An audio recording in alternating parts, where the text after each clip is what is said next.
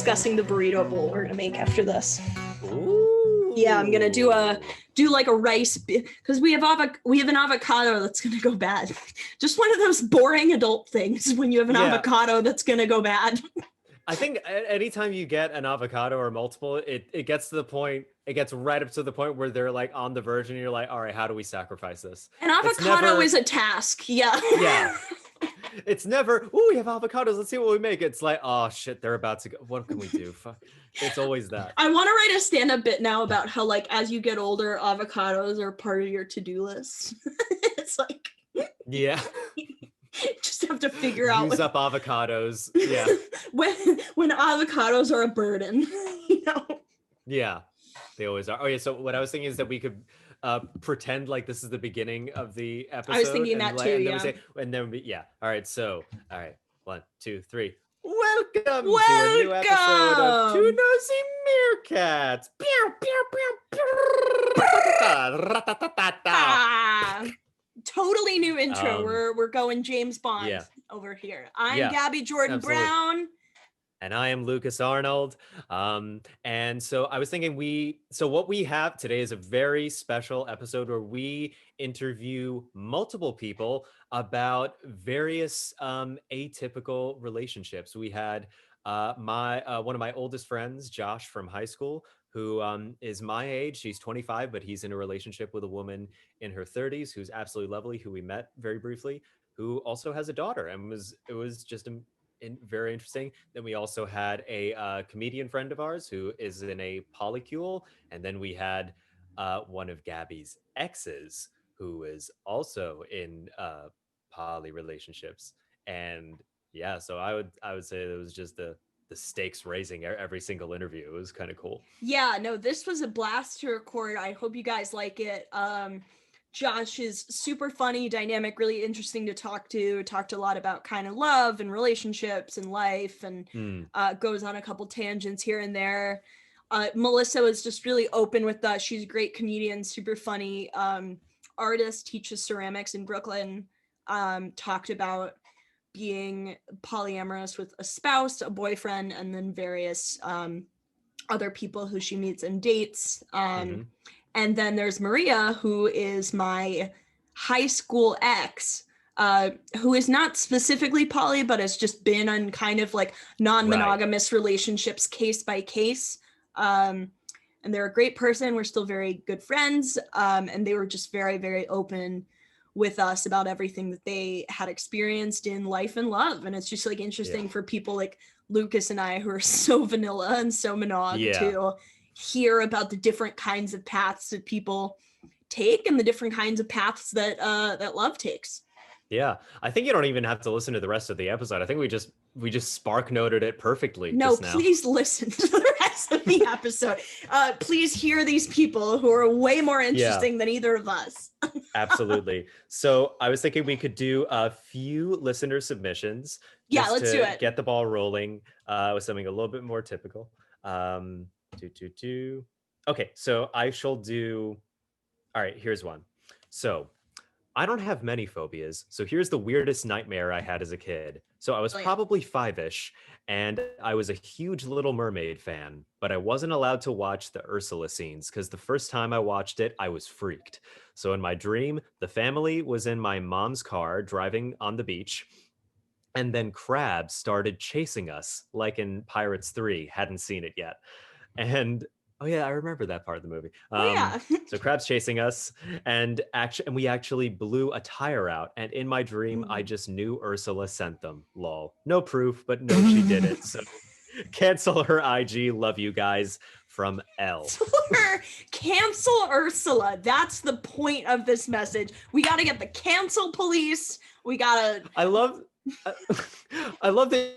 You don't even give yourself creative license over your own dream. You're like, I can't confirm. My sources are a little bit iffy. Like it's my own subconscious, but I can't. Oh my God. I can't. Wow. Yeah, no, that's a That great one. I don't know what to say about that other than just like Ursula is one of the best movie villains of all time. Like, you know exactly oh what she yeah. wants. She's super clear. Her motivation's kind of understandable. Like, if I were Ursula, I Yeah. also want this bitch's voice, you know, because what the fuck does she need it for? She's hot. What do you need it Yeah. for? What do you need to talk for? What do you need to do all this Yeah. talking for? Blah, blah, blah. I was Women trying be to think shopping. I was trying to think like what was the most like Ursula like manipulative thing that I've done. And I would say I do have something a little bit sort of in that vein, but it was when I was I was having like a play date with a kid, like our parents were friends and they just put us together. And this kid was a little bit younger than I am. And we started like trading Pokemon over our Game Boys. Classic. And I got him to trade me a legendary Pokemon of his for a Snubble, which was not a legendary Pokemon. And basically I just told him, oh yeah, no, this is a really good Pokemon. And it wasn't. So I totally lied in order to get this legendary Pokemon. Oh my God, that is so Ursula of you. Yeah. That is so Ursula Cancel of you me. to trade the Snubble for the rubble and the bubble. That was so. This is how nerds talk in my mind. The Snubble, it's just like they start rhyming and just like snapping their fingers and just just like West Side Story. The listener, that's the lesson. Cancel Ursula and Yeah. don't trade the Snubble for the bubble. Yeah. Here's another one. Okay, someone said, this is kind of stupid, but the people I idolize and have never met in real life, examples, singers, actors, I fear that they may not be real. Which it makes sense. Mm-hmm. Like it does hit on because they exist only as two-dimensional figures on your TV, probably. And they never occupy 3D space in a way near you most of the time. So I can understand that thing of like, oh, what if it's all a conspiracy and none of these people exist and only the people I've met are real? Like I get that a little, especially Someone if I was totally little. could have made up Katy Perry. You know, I've never seen her. Who's to say? She could be a robot. I She's did been come up with invented by AI. I came up with a new kind of person the other day when I was stoned. I was like, what if there's a 9/11 denier? Not like a 9/11 conspiracy theorist, not someone who's like jet fuel can't melt steel beams, whatever. Just someone who's like, it didn't happen. You're all making it up. Yeah. You're all faking it. The Freedom Tower was always there. I don't know what you guys are talking about. The footage is fake. Oh my God. It'd The be so worst thing is fucked up. I know that in maybe 40 years, maybe that'll start happening. Because Oh my God, I because know. because if you think about like Holocaust deniers, like I remember one thing I learned in a documentary was that Dwight Eisenhower, he had the foresight. He knew that people were going to deny that the Holocaust ever happened. So he was like, we need to take photos of this as a service to the world. We need to document this to prove Well, that this also is the real. Nazis documented it themselves because Oh, yeah. they thought that when the Jews were eradicated, that they were going to be like people who everyone wanted to hear about in a museum. Like, you know, this lost species or whatever. That's why when you go to the Jewish museum, you see this whole thing of menorahs, and that's all shit that the Nazis kept because they were like, we want to keep Jew memorabilia for like when, you know, everyone's just looking at Jews in a museum, which is fucking crazy. But it would be so funny if there was a 9/11 denier and people said it was a conspiracy to like, I don't know, put Pete Davidson on the map or something. I was thinking of like Big Pharma, Big Pete Davidson. Big Pete! Big Pete! Oh my God, that's so good! Oh God. This big corporate interests that are just invested in Pete. Oh my God, there's literally a siren going off because I just invoked Pete Davidson's name in vain. The FBI are on their way. Just, oh my God. Oh. All right, should we do one more and then call it? Yes, one more. And then we shall call it. Okay. Oh yeah, so this is a little bit of a story. Okay, so everyone loves a good scar story. Let me take you. Not that I want to discourage our listeners, but like, is that like a thing people love? Yeah. Okay. So we don't, but here we are. Okay. Let me take you back to the 7th grade where I was still happy, innocent, and excited about life. Christ. Wow. Oh, that's until I got these scars. My pervy chemistry teacher had partnered me with a girl that was not unlike a cave woman. She Mm. was one of those people where you were always just waiting for them to screw up or say something random and utterly stupid. If was a female, that's what her voice sounded like. The way she matched her clothes were a disgrace to fashion. Deodorant was apparently something that did not exist in her life.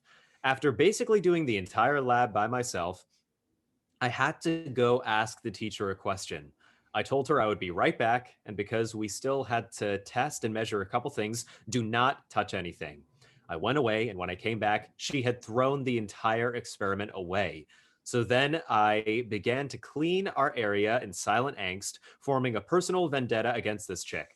I turned off our Bunsen burner. Literally zero point 0.2 seconds later, she frickin' grabs the wire gauze, which was obviously still scorching, from the top of it. She shrieks, flings it across the room, waves her arms, hits me in the face, and then bumps into me, causing me to fall into the Bunsen burner. My arms hit the metal ring, which had just had a frickin' blowtorch beneath them, giving me a scar I still have to this day. I am slow to anger, but it was then that I exclaimed for the first time in my life, "What the fuck?" Wow. In That's such a I feel like just a little bit Well, of a I wish tepid you wouldn't call response. me out like that, you know? Yeah. Yeah. Why'd you have to do that, Gabby? You cave woman Squidward sounding motherfucker. Deodorant doesn't exist in my world. It No, I doesn't. can't smell you from here. I don't know what Sylvie's dealing with. She's Wow. cowering in the other room. Her nose is on fire. And what I think is so interesting is this is such an uncharitable way to describe someone. You know, it's I'm not saying this person's uncharitable or rude. It's just like Yeah. I think that maybe this person is annoying or something, but there's a thing where like you hate someone and everything they do is bad to you. Yeah. And That this everything they do feels like just that. is colored by your anger or annoyment of them. Yeah. Yes, there's not like you can't take a nuanced perspective on this person anymore. I do wonder why she threw the experiment away and then touched the I really want to hear this from her point of view. I it feels really like she want to just know. didn't communicate. It feels like, you know, she was just Yeah. like, I clearly have an idea in mind for this, but Yeah. or she was like, I'm cleaning up. You know, some people are just kind of dumb. That's the truth. Yeah. I don't I, believe I that's true of most people, but some people are. yeah, if that's how she just cleaned up, just oh god.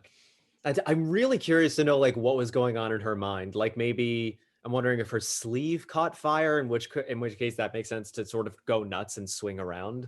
But I don't. I think that would be a part of the story if this of this writer, or maybe this writer like omitted it because they were just like fuck this bitch. Just I'm not giving you any rhyme or reason or I think anything. this writer couldn't see the positives of this person at all. I mean, this person could be like Meryl Streep or something, and you know, this writer would have only seen the bad parts about her because she was probably that Yeah. annoying to be around in seventh grade. Yeah. Also, if the way you get your scar is because some girl was so stupid as your lab partner doing like a really intensive task, you know, of Mm, course that's gonna piss you off a little. yeah. I Yeah. love. I'm now fascinated. Like had the voice of a female Squidward, looked like a cave woman, smelled but had dance in her soul. Just like But you know, there was something good about her. yeah, Something I like about her. Can't put my finger on it. I now like this woman because there's no way so much is wrong with her that like yeah, she's completely irredeemable. There has yeah. to be something. She has to be wildly talented in something to just balance this out. I feel. Yeah, Well, if that woman is there, you should, or listening, you should write in and give us your perspective. Also, everyone please. should write in. Yes, There, everyone should write in. We have a new link in our link tree. You could go to our Instagram at Two Nosy Meerkats, and you'll find our link tree link and the submission form. Please send us your stories, your phobias, interests, weird, anything at all. Please submit it. Yeah, and who is also very very talented, as we expect from this character in our story, are our guests for mm, our episode for the rest of this episode. Um, and so, shall we turn it over to the interviews? yes, please enjoy these interviews we got coming up. But bro, that is so funny. I keep on I tell a lot of people this. an uncomfortable amount. So, Mhm. Gabby, I didn't have the best eating habits in high school, as I still Okay. don't now either. And I didn't know Fiber One bars. I knew they were just like healthy, nutritious bars, kind of like Cliff bars. I Yeah. didn't know there was. So I took 5 of them one A day. bunch of sugar. Yeah. I didn't care about sugar. Yeah, whatever. They're not healthy. Yeah, but I was like, oh, they're like Cliff bars. They're healthy, and Yeah. I can eat them. I had 5 of them in rehearsal one time, and I'm on the bed on set, and I'm looking at Lucas. I go, because I told him, I was like, bro, I had 5 Fiber One bars. My Oh my stomach's God, I killing me. remember He goes, this. you had 5 Fiber One bars, bro. You're gonna cheat yourself. I remember this. And I looked to Oh him. my I'm God. like, how many hours do we got left? Luckily, I lived like 10 blocks away, 6 blocks away. Yeah. And I'm holding myself. I'm like, oh, how many hours? He's like, 2 hours. I asked him again. He's like, 3 hours. I go, what? He goes, I said 3 hours before. I don't know why you thought 2 hours, because I was in some poop trance. Poop And trance. The second we end, I run. I think this was the fastest Luke. I yelled at this kid like a drill sergeant. I was like, we're going. We are running. I'm not stopping. Yeah. I'm like pushing this kid. I'm like, go, run to my house. We're going. I got shit, bro. So Lucas came with you to supervise your bathroom visit?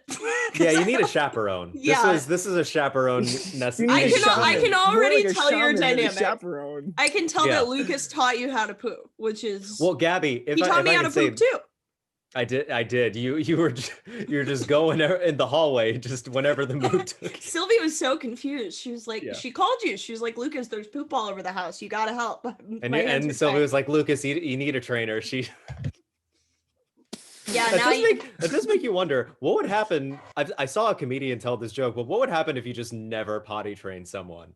What would that person do? Yo, you know what they do? It's funny. Well, maybe if you never trained, but do you remember Dave? Lucas, does Dave ring a bell? Dave who? My friend Dave, he was Devin's friend, and then he was in the he was not his really. brother's. Okay, anyway, my friend's brother was in the military, and he was in the army. The most action he said he's ever saw is he heard gunfights and his truck blew up, but they're made to blow up, or like they're made to withstand explosions. I mean, they run over a mine. So he said that was the most. But I don't know if you guys ever saw Jarhead. Still a lot that goes mentally. Still pretty intense. Yeah. But he goes, yeah, one of the best things was, I think he said he taught people this was peace. And oh my God. And in the porta potties, there were footprints on the toilet seat parts because they would squat over him. Well, the weird thing is that is actually a good position. Because that's what recreating. Yes. That's what the squatty potty does. It lifts your legs in that position so you can poop easier. So that's actually kind of smart. Shout out, by the way, my friend Bonnie Fine, who's one of the biggest listeners of this podcast. As far as I know, she's the only like friend in my life who's listened to every episode. Mm-hmm. She sent me a squatty potty. That's a good friend. Unasked for it. Just after hearing one of the episodes, she was like, you need to have this. And that's nice. It's amazing. It's exactly as advertised. Brand? Oh, the official brand. Yeah, no generic Amazon knockoff, Josh. Oh, please. Who Yeah, do you think this woman is? No, but if I could also say, Josh, you'll remember this, in intermissions of like our school shows, we and like a small group of other guys, we would all rush to the bathroom and occupy every single stall and try to see who of us could take a shit the quickest. Whoever makes the loudest plop is called battle shits. Yeah. Theater is gay. Okay, so for context, you guys went to high school together, or was it college? Okay. High school. It was high school. Yes. So listeners, so this is a portion of the show where we have my very good friend of mine from high school, very good actor and teacher. His name is Josh Schwartz. Shucks. And please give him a warm welcome and a small round of applause. Josh, nice the famous warm. Josh. Nice and warm. Yeah, you're burning up. And the reason why Josh is on this particular episode is that how long have you been sorry? You okay? Maggie just came home, so that's good. We're good to go. I literally just heard the door open. So I just want to ask, how long have you been with Maggie now? gonna be 3 years in March. Wow. Wow. Oh my goodness. Yeah. Yeah. It's great because I travel for a living, and really, what was it, before high school maybe?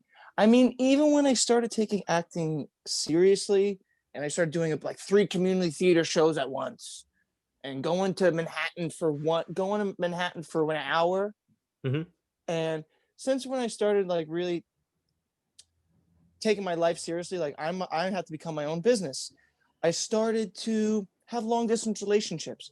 Even if my girlfriend was living in Manhattan, I was living in Brooklyn. It was still an hour and a half commute, 2-hour commute, driving me crazy, stress all the time, and living in the city. But this is one of my first real relationships where I can be at home with the person. Mhm. And I love COVID for the fact, I love the pandemic. No, I love the quarantine. I too No, love I don't COVID. love any of those. Yeah. I don't love COVID. I don't We are like the COVID pandemic. stands on this podcast. I'm anti-COVID. I am COVID's in its flop anti-pandemic. era. It's like saying this is a fun joke. I love 9/11 because it's my birthday. Yeah, that's true. Is it actually? Yeah, it is. It's Yeah. his birthday. That's hilarious. That's like when Trump got elected on my birthday in 2016. Whoa. Everyone was like, I'm sure you want to go out and party, Gabby, but I'm too depressed. And I was like, what makes you think I'm that kind of an asshole? But regardless, so you love COVID for the fact that it's allowed you to stay at home, right? With what's her name, Maggie? Maggie, yes. Yeah. Mary Margaret, but she doesn't like to be called Mary Margaret. Wait, no, it's Irish. I want you to call her Mary Margaret. I Mary call her Margaret. Yeah. Maddie, dude, I actually Mary wanted to tell you, I should have pulled up my script because I'm doing a play reading for Lieutenant of Inishmore, I think it's called. Oh, Inishman. Good. I don't know. Obviously, I haven't done any of my research yet. Wait, is it the Cripple of Inishman? Is that the name of the play? No. I thought it was the Okay, Daniel Radcliffe. then don't listen to me. I think yeah. They're I remember both the Irish. Daniel Radcliffe. Well, in general, was in, never listen to yeah. Lucas. They're Yeah, both Irish. don't listen to me. Always listen to Lucas. Always. I know 2 things in this world. 2 kinds of people. One, toilet paper rolls on top, never below. So it hangs down, always hangs up like this, and always listen to Lucas. Yeah, you don't keep secrets from your doctor, your lawyer, or your Lucas. Yeah, I'd go over his house though. I'd be like, bro, you gotta flip this. You've never watched that episode of Foster's Home and Imaginary Friends? You gotta flip this. But then, if other than else, you gotta listen to this kid 100%. He knows what he's talking about. Yeah, everyone, hire a Lucas local to you. That's what I say. Hire a local Lucas to provide. But then, if advice. you're me, hire a Lucas and just like don't listen to anything he says. Yeah. But if you're Josh, listen to everything. 2 kinds of people, like we said, 2 kinds of people in the world. Exactly. Yeah. Josh, I had a water cough. Josh, Josh, you don't need to mute your mic to cough. It's okay. Did you just turn off your camera as well? No, you know, I figured this was gonna happen. My grandma's calling me. Can I put you guys on hold? Is that a problem, or should I just not pick up? Maybe I shouldn't just pick up and text her. Let me do that. Does your grandma know how to text?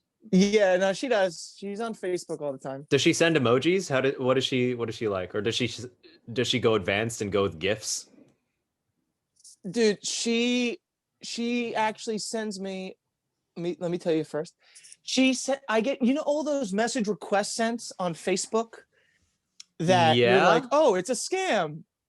I get like 5 of them a week, and it's all from my grandma. No. Are those her. multi-level marketing schemes? No, it'll actually just be like gifts of bears and babies and hearts with faces on the phone. Yeah. We'll call. Well, Josh, you while you're finishing that text, I wanted to ask you. So, can I ask? Because I guess like a part of the show, could you tell us like the age difference between you and Maggie, and if that ever posed an issue? 9 years difference. So you are 25, correct? Yes, I am 25. That's right. Yeah. And I lost. So okay. And so can I ask, like, did that ever give you pause or make you, or not at all? Nope. Why is that? Yeah. Well, I didn't notice the age difference at first. I mean, I can call her in. She'll be kind of embarrassed, but I mean, she's hot as fuck. And I was like, you're 30. I met her, what, 32 she was? 31, something like that. I was like, really? You're like younger than me. Okay. And I mean, family is family. So she had a kid, and I was like, well, when you're gonna be coming to my crib, it's gonna be my cracked out dad. What's up, D White rapper? Cracked out dad. And Hi, my Sean. psycho mom, who left Lucas numbers of voicemails on our prom night going, hey Lucas, you put Josh on, he's not picking up, but if he doesn't pick up, can you just wrap up a piece of cake? And I was like, family's family, and it's either my crazy family or a family that you're raising and you understand. And Can I just say, like, I love her, and it doesn't faze me because I understand the question, and I understand when I first got into it, like, hey, you want to go drop her off at karate? But at the same time, I would love to be enough friends with her. I told her, I would love to be enough friends with you that you can trust me to watch her overnight, that you can trust me to take your kid everywhere. I love you. I want to be with you. But at the same time, I'm Josh. Not saying I'm going to be dad, because I grew up with a lot of, they were never stepdads. They were my mom's boyfriends. And whether they were there for 5 years or 3 years, I knew they were still in our lives. And even when like my mom broke up with them, I would still hang out with some of them. So I knew Anthony is Anthony. I didn't call him dad. Trust me, I tried. It didn't go over well with these cats. Yeah. But if I could just say, like, all this while, I literally up until now, I always put myself in your shoes and I go, oh, I'm not sure how I would react in a similar situation. But when you described sort of your upbringing, and when you sort of as that is like your frame of reference, and just how that informed your values, I was like, oh wait, this actually makes so much more sense, and makes so much more sense to be open to that. And I just thought, oh, this is it instantly just solidified and a lot of stuff in my mind. I was like, oh, that's a really healthy way of looking at things, and I found it really endearing. It does take the way you want to think about life, because Maggie tells me this sometimes, because she said this when I first started dating her. She goes, you would always say, I don't give a fuck about anything. Everything's fine with me. And she's like, you don't say that now. And I go, well, maybe because I like my life, she bought it. I pay her off in credit, thank God. But like, we finally bought a great new mattress. My back problems that I've had my whole life, gone. Wow. That's awesome. Like whatever, like my small little gaming setup. I told Lucas, like, I got a Switch for Christmas, and I'm trying to, I want to put up my own shelves. I do my own thing. And I have a beautiful yard. I actually wanted to show you guys this. This is my please. view. Yeah, Let me please. flip this shit around. You guys got to come check it. I mean, the Wow. screen is here. Oh, I gotta come check that out. Holy The screen crap. is here. Yeah. It's beautiful. Yo, honestly, we have one of the biggest yards within a mile. Where whole mile radius. geographically That's is no that? small flex. That's What no small neighborhood flex. is that in? It's called Glenside, PA, or Cheltenham, where He's in Little Philly. Dickie's from. Okay. Little Dickie's from. If you ever listen to Oh, Little Dicky. Little Dicky. I know Little Dicky. Yeah. My like Little Dicky. girlfriend's taught at the high school. I mean, I don't know if he went to that high school, because I'm assuming he went to yeshiva. He should have went to yeshiva if he's prepping the Jews, y'all. Yo, anyone who preps Jews, like Lucas's mom, when she would do Jewish, talk about Judaism, she did it from the overseas. And I don't know if he told you, I was a foster kid for 1.75 years. That's how we calculated it technically. Wow. But I didn't lived know with that. Orthodox Jews. I've met his foster Orthodox parents Jews. a good couple of times, and they're the sweetest, loveliest people. Oh my God. So how often The do you best. talk to They him made now? me- I mean, I should talk to them more, but usually every week. I mean, like, it's a COVID thing. Like, let's talk every week. But then it gets by you.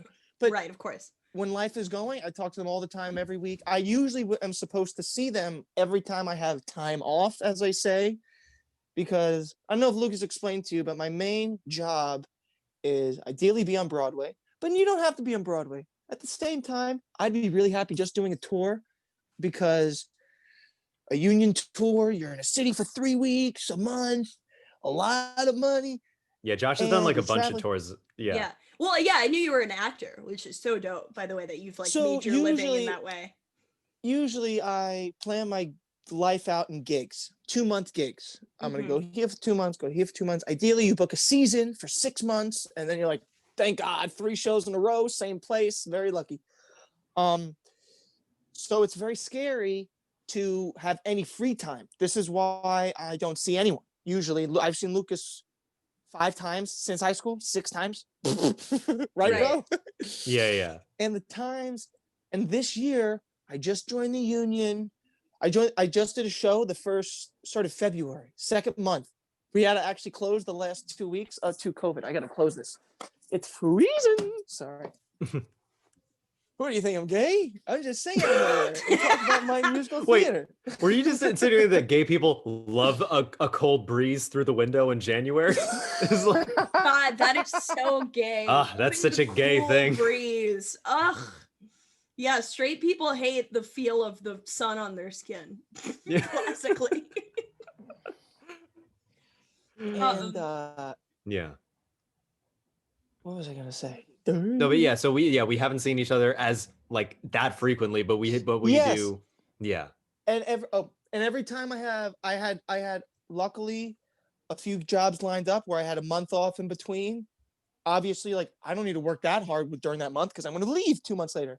And every time I have time like that, I go see Mike and Judy in Florida for a week, 2 weeks. Maggie went with me last year. We had a great time, and I love them. Yeah, they made me who I am today. They paid for my whole college. Thank God I don't have to pay a bank for debt. I'm paying them. Like driver's license. I mean, before I moved in, I mean, that's a whole other conversation. We can have a whole other talk about that. We're not talking about Mike and Judy. No, that's good. That's good. So how did you meet Maggie originally? Yes. I was doing a show called Bullets Over Broadway in Westchester, Pennsylvania, which is about 45 minutes away from here. I don't know, this way or that way. I don't know. Get a compass and come back. Let's get this dirt. Come back when you know exactly where that is, damn it. Yeah, we're professionals, bitch. And it's funny that you brought up that the joke before, because Maggie says, she's like, I thought you were gay because I'm hanging out with the other dancer and he was a pretty chill guy, pretty cool guy. And we work out together because we would go to rehearsal together. And sorry, the sun is really getting on me. No, you're good. All I good. hope it's not bad for the visual. No, I you're just fine. come- You're fine. Don't worry about it. It's radiant. It makes you look radiant. You're glowing, sweetie. You're glowing. And it was really funny because I was thinking about it today. I'm stretching my neck, and this one side of my neck has never felt the same until Maggie rolled it out with his roller. Because before I started dating Maggie, this guy and I, before we would dance, I'd roll at his neck, he'd roll at my neck. And it was so funny because my dad would be like, dude, dancing shit's gay. Oh my God. And he's like, this is what we got to watch. We got to watch real men shit. He turns on Pumping Iron with Arnold Schwarzenegger, and it opens up with him doing ballet. And I'm like, That's adorable. I go, bro, it's just because you're embracing masculinity, and if you don't want to categorize it back at the time, if you're embracing masculinity as well as also embracing femininity, that doesn't, it just makes you comfortable in your body. And that's why I hear the joke all the time. And it does get annoying. And I hear it all the time in the back of my head. But I know it's not nearly annoying as someone who's actually gay, who's really who's really being told something offensive. Right. It kind of offends me, but whatever. It's not really who I am. And I'm, Yeah. But it's kind of like it's just the same time as like saying like at the old phrases like that's stupid or that's gay. It weakens someone's identity. Yeah. or it's said to weaken someone's identity. It's said to, yeah, for sure. Yeah. And I was even thinking, I was pretty messed up in high school, because I would even say to some of my friends, like, bro, I would even say the same thing, like, you're gay, even like friendly Josh, feminine way, like, oh, come on, you're gay, you might say. And I was like, that was really messed up of me, because I'm so happy that these people came out and they're comfortable. But at the same time, it's their sexuality. It's someone's sexuality. Why? Yeah. Unless you're going to be kissing the person, want to get sexual with the person, why does it really matter? But that's a whole other conversation. Look where I'm going off into my tangents. Good editing you got going to do, buddy. Yeah, don't worry about it. So wait, Josh, but so you said that Maggie was like, maybe thought perhaps that you were gay, like when... So that's how you guys met. You met in a show and she thought you were gay at first. What did you think of her at first? Yes. The first rehearsal, when she sang, her technique, her vocal technique and her acting was so brilliant and spot on. And she seemed so put together because she's older. She's more mature. First read through of rehearsal, like me, I'm dressed just like this. Maybe a little because I'm ready to dance and everything's ready to get sweaty and nasty. She was dressed up really nice, sexy pair of glasses, hair done up. So she didn't look as young as I see her now, because she looked more done up. And then I spoke to her at a party, and then she said I was really obnoxious because I went to like a school that if you say it's pretty obnoxious, especially the way I say it. And then she was hanging out with another girl on the cast and was texting me while I'm playing video games one time. And she was texting me. She texted me, and I love saying that. But she was like, I just did it with a bet because we thought you were gay because you're always massaging Derek and he's always massaging you. And funny enough, the night Maggie and I like first kissed and everything, after we texted a few times and she came over the house, and Derek and I lived together during the time, because usually when I do these contracts, a donor who pays at the theater or one of the producers, they have a mansion that they live in because they're rich people. And half of their house or a few rooms of their house, or they'll go on vacation, we'll take their whole house. And that's our digs for a gig. It's dope. Yeah. And we had a party there. And I kissed Maggie, and I was like, oh my God, this girl likes me. And I got so wasted, threw up in the bed. How inappropriate can I get on this show without... You can say whatever you want. Whatever you want. Oh. Short of like Heil Hitler, because we're all Jewish. So but, drunk, and after we were texting a few times, Maggie was like, you came up to me, wanted to hug me, like, I'm not going to do anything. I swear. Oh my God. Oh my God. I swear. Just come lay down. Just come lay down. Oh my God. Oh my God. For listeners who are not watching on YouTube, Josh is miming a fat erection. Or a skinny erection, depending on what you want to imagine. Whatever floats your boat. If you're not watching on YouTube, you can use your full imagination to imagine what kind of erection. Choose your own adventure. Yeah. Choose your own erection. Oh God. Oh. Okay, Turn to page 3 for the glory hole. Yeah. So wait, so that was like the first inklings of romance. But what would you? That was the first. Wow. No shit. Yeah. And she still wanted to pursue it, which I think goes to, it's a testament to your charm and probably your kindness that she'd see a man with a grown man with a full-on boner and be like, you know what? Still, this is a relationship material. Yeah. I wake up the next day in a puddle of barbecue sauce, and I was so set on. I did not throw up. I just spilled barbecue sauce in my bed. And then I was like, oh, Maggie was here. Did I throw up on her? I didn't know. I didn't text this girl for like, I didn't text her. And I was like, I got to go to rehearsal. I got to work with her. Wow. But she saw through it, and I cleaned myself up. And yeah. That was our first. Sweet. That was our first night after we kissed. Aww. Very romantic. Super. That's very sweet. So when did she first tell you that she had a kid? Was it something that was immediately known, or was it something you like found out in rehearsals? Something you found out later? Was she like, hey, are you okay with this? Like, what happened? Well, first off, her last name hyphen. I Mhm. was like, oh, she's married. She's keeping this guy's name. Oh, God. Right, of course, yeah. And then I think I asked her, I think or something, we figured it out. She goes, no, your was my mom's maiden name, and my is my dad's last name, and I like it for acting. And Mhm. Mary Margaret is my name. Maggie's the nickname, so I just changed it.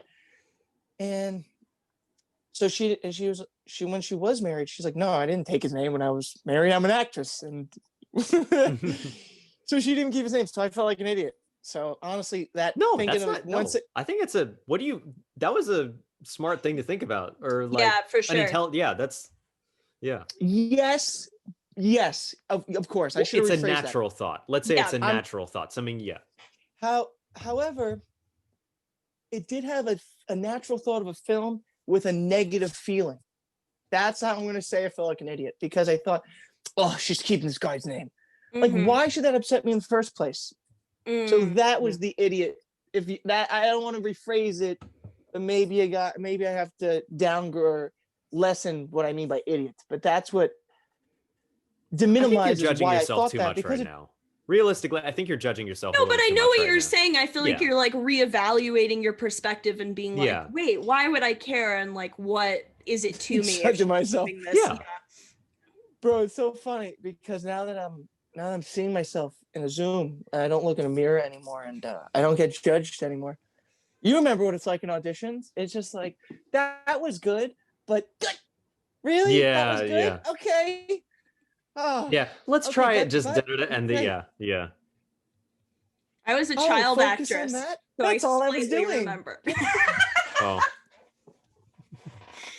Oh yeah. I No, think it's anyone who performs is an actor, because I mean, we all hear those two acting sayings.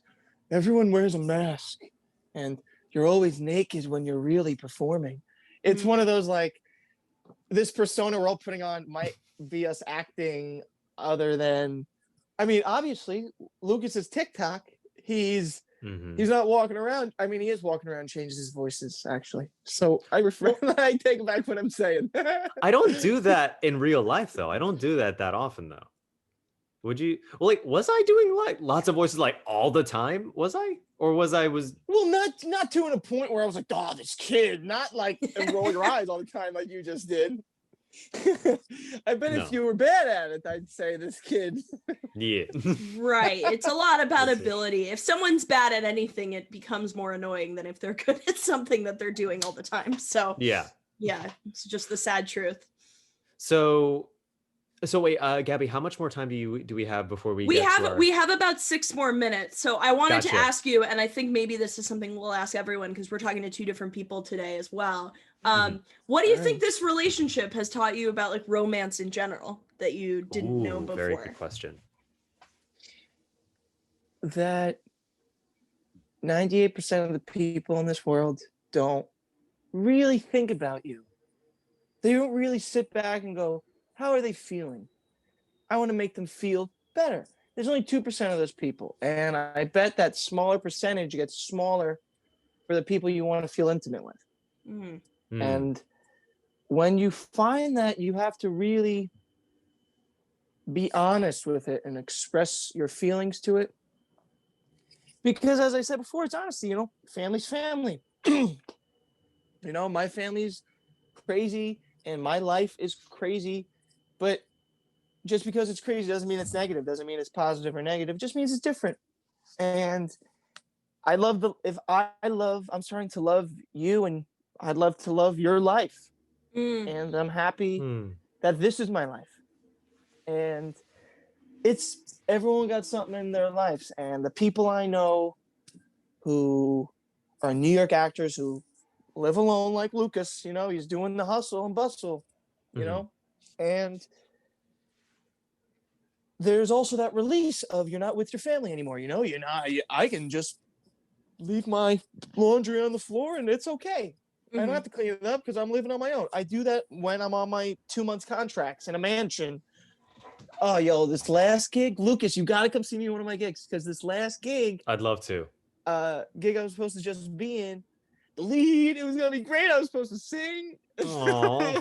No. I'm not singing, and then the theater got put on the do not work list because they tried to do a non-union show during COVID. These people were wearing masks. Like they were soldering iron on stage. Please, oh my God, they might edit this out. Oh my God, don't post me in this. Oh God. Okay. So, Well, I Josh. I know you guys Oh yeah. know. I'll get you guys okay. talking the whole time. All right. Wait. So, very quickly. quickly, do you have any social media, anything you'd like to plug of any sort? Lucas's Arnold TikTok and the Too Nosy Meerkat podcast. Oh yeah, that. I thought the I've heard nosy about that. thing was I then was listening to it and I was like, is that nosy thing a Jew thing? Because they're both Jewish? That's messed up, y'all. It's nosy because we're in your gossip. Yeah, we're all because up we're in your, just nosy people. We just want to get all up in there. we're and all totally up in your grill. in your business. Yeah. Yeah. Yeah, you got. It's wait, not like can we're we- Jews. Actually, I did want to ask you, Josh, one more thing, and I feel like it's something that maybe like is Yeah. obvious to you, but it's not obvious to me. It's like, What do you think okay, of the state of Israel? And yeah, no. what a two-state solution do you support? No, it's so like, okay, pre-COVID times, let's say you're like a single guy on the road, in your McMansion doing a gig. Like, what do you think makes you like want to be in a relationship with someone instead of like, you're a very attractive, very charming, like single guy on the road with the world at your fingertips. Some people, and I understand the joys of a monogamous relationship because I'm in one that I've been in for a long time, but like some people like would say, well, you should just fuck off and be with lots of people. So what do you think stopped you from doing that and made you want to pursue this relationship? Well, I mean, it's where I was feeling comfortable. Mm. Beautiful. And people always say, well, it's the uncomfortable that really where you should go. And it's, yeah, but I want to be comfortable. I want to be really happy, and this is what I want to do. And I'm before Maggie, I was dating people, still traveling. Mm-hmm. And I made it clear to them, like, I'm traveling all the time. And I remember I was in a relationship for almost, it was like a week before 3 years before the shit went down. Whoa. And then I I think I know this calculated it, one. And then I Yeah. calculated it, and I was like, or something like that. I was like, oh, that 1 year I was only with them for like 3 months for that 1 year. And, I was trying it out, but this is where I want to be. And life's always changing, and I'm very happy that I'm with someone with a comfortable family and with a happy home, because this is the other thing I never really, this is the other reason, because people have asked me this before that I thought about it. As I said before, I grew up with my boyfriends. I was about to say my mom having boyfriends. I grew up with my mom having boyfriends all the time, leaving, being in my life, and it was crazy. Mm-hmm. They were getting into fights, taking out knives, cutting my dog's neck. Really, it was really intense. And like mentally abusing my brother. Mm-hmm. And when I started dating Maggie, I go, hey, I know anything with C, I know it can be intense. Mm-hmm. She goes, yeah, it was. That's over now. Everything's fine. I go, really? And then when I was first dating her, I was really stern about it. I was like, the second anyone knocks at the door, I'm out of here. She was like, okay, you're not going to worry about that, though. Mm-hmm. And I don't, because she's handled it. And my family didn't handle it. Hi. Oh, I actually got to go in a sec. I bet she can say hi for a sec. yeah, come say hi. If We she can talk wants- to you all day, but You can definitely come say hi You can say before. hi for a sec. Say hi. Hi. Hi there. I'll get you the straps for the Switch. Don't get sexual about it. We'll get you the straps. That's what she. Yeah. What are you talking about, babe? You want to hug? Oh, the height of romance. Oh my God, that's so Cute. cute. Okay. All right, The Josh. straps. Thank you so much. It was so nice. Thank to you meet so you. much for coming on, man. You lived Thanks, up to guys. the hype. You're the best, my dude. We'll keep in touch. Definitely Yes, keep in touch. I'll call you again soon, okay, man? Sweet, man. Talk to you later, man. All All right, right, love talk you. later. Bye, Josh. Bye-bye. Bye. Have a good rest of the podcast. Yes. There you you go. are. Hi. Oh my God. I love that your camera's the other way. Bye. Can you rotate us? Rotate us around. believe- You got this. There we fuck go. yeah. Melissa Beautiful. Tolve. I was just telling Lucas about one of my favorite Melissa bits, which is when you ask who in the audience would make out with you, and then the punchline is you just take a picture of hands raised in the audience. I remember you bit your hand. I did. I was like, you know what? In another lifetime, absolutely, I would make out with Melissa Tolve.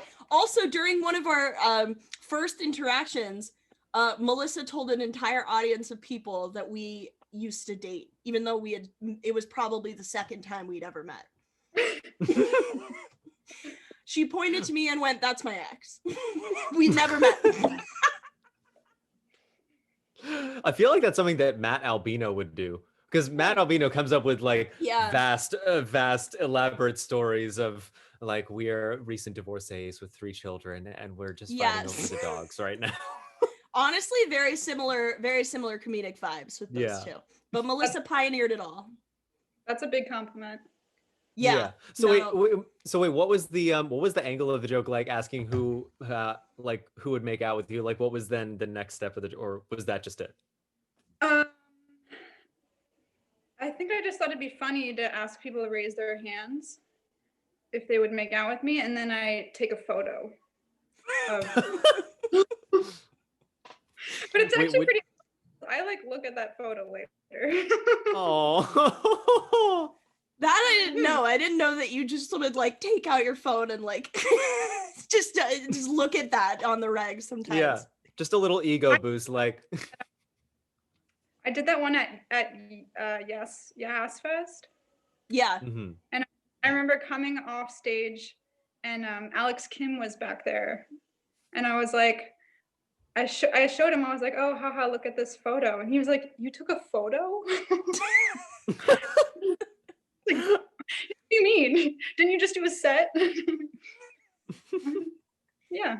Well, clearly he didn't see. So anyway, for listeners, Yes. I guess we'll dive in. Melissa is a very funny comedian who is somebody who absolutely shatters the definitions of like what a poly person is, because I feel like there's this total crazy conception of poly people that like you're all in fedoras and you're all on Reddit or whatever, but Melissa is one of like the kindest, most down-to-earth people that I've ever met. And then when I spoke to her, she just happened to tell me about her polycule.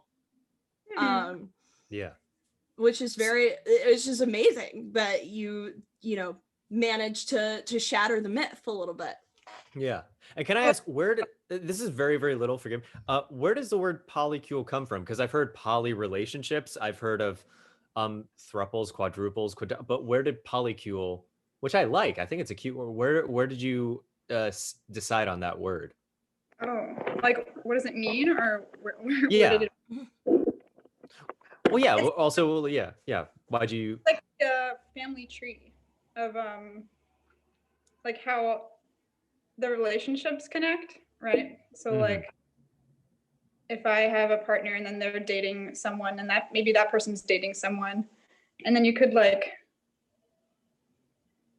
theoretically write it all down, and that would be your polycule. Right. I So it's see. almost like it never stops. It just keeps branching out like Yeah. a tree, because all the poly people in the relationship are also poly with other people. Yeah. Like COVID contact tracing. I get it. Yes, it's exactly like COVID contact tracing.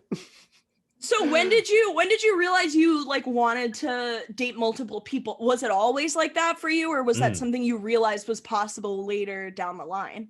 Yeah. I definitely always was interested in multiple people, but then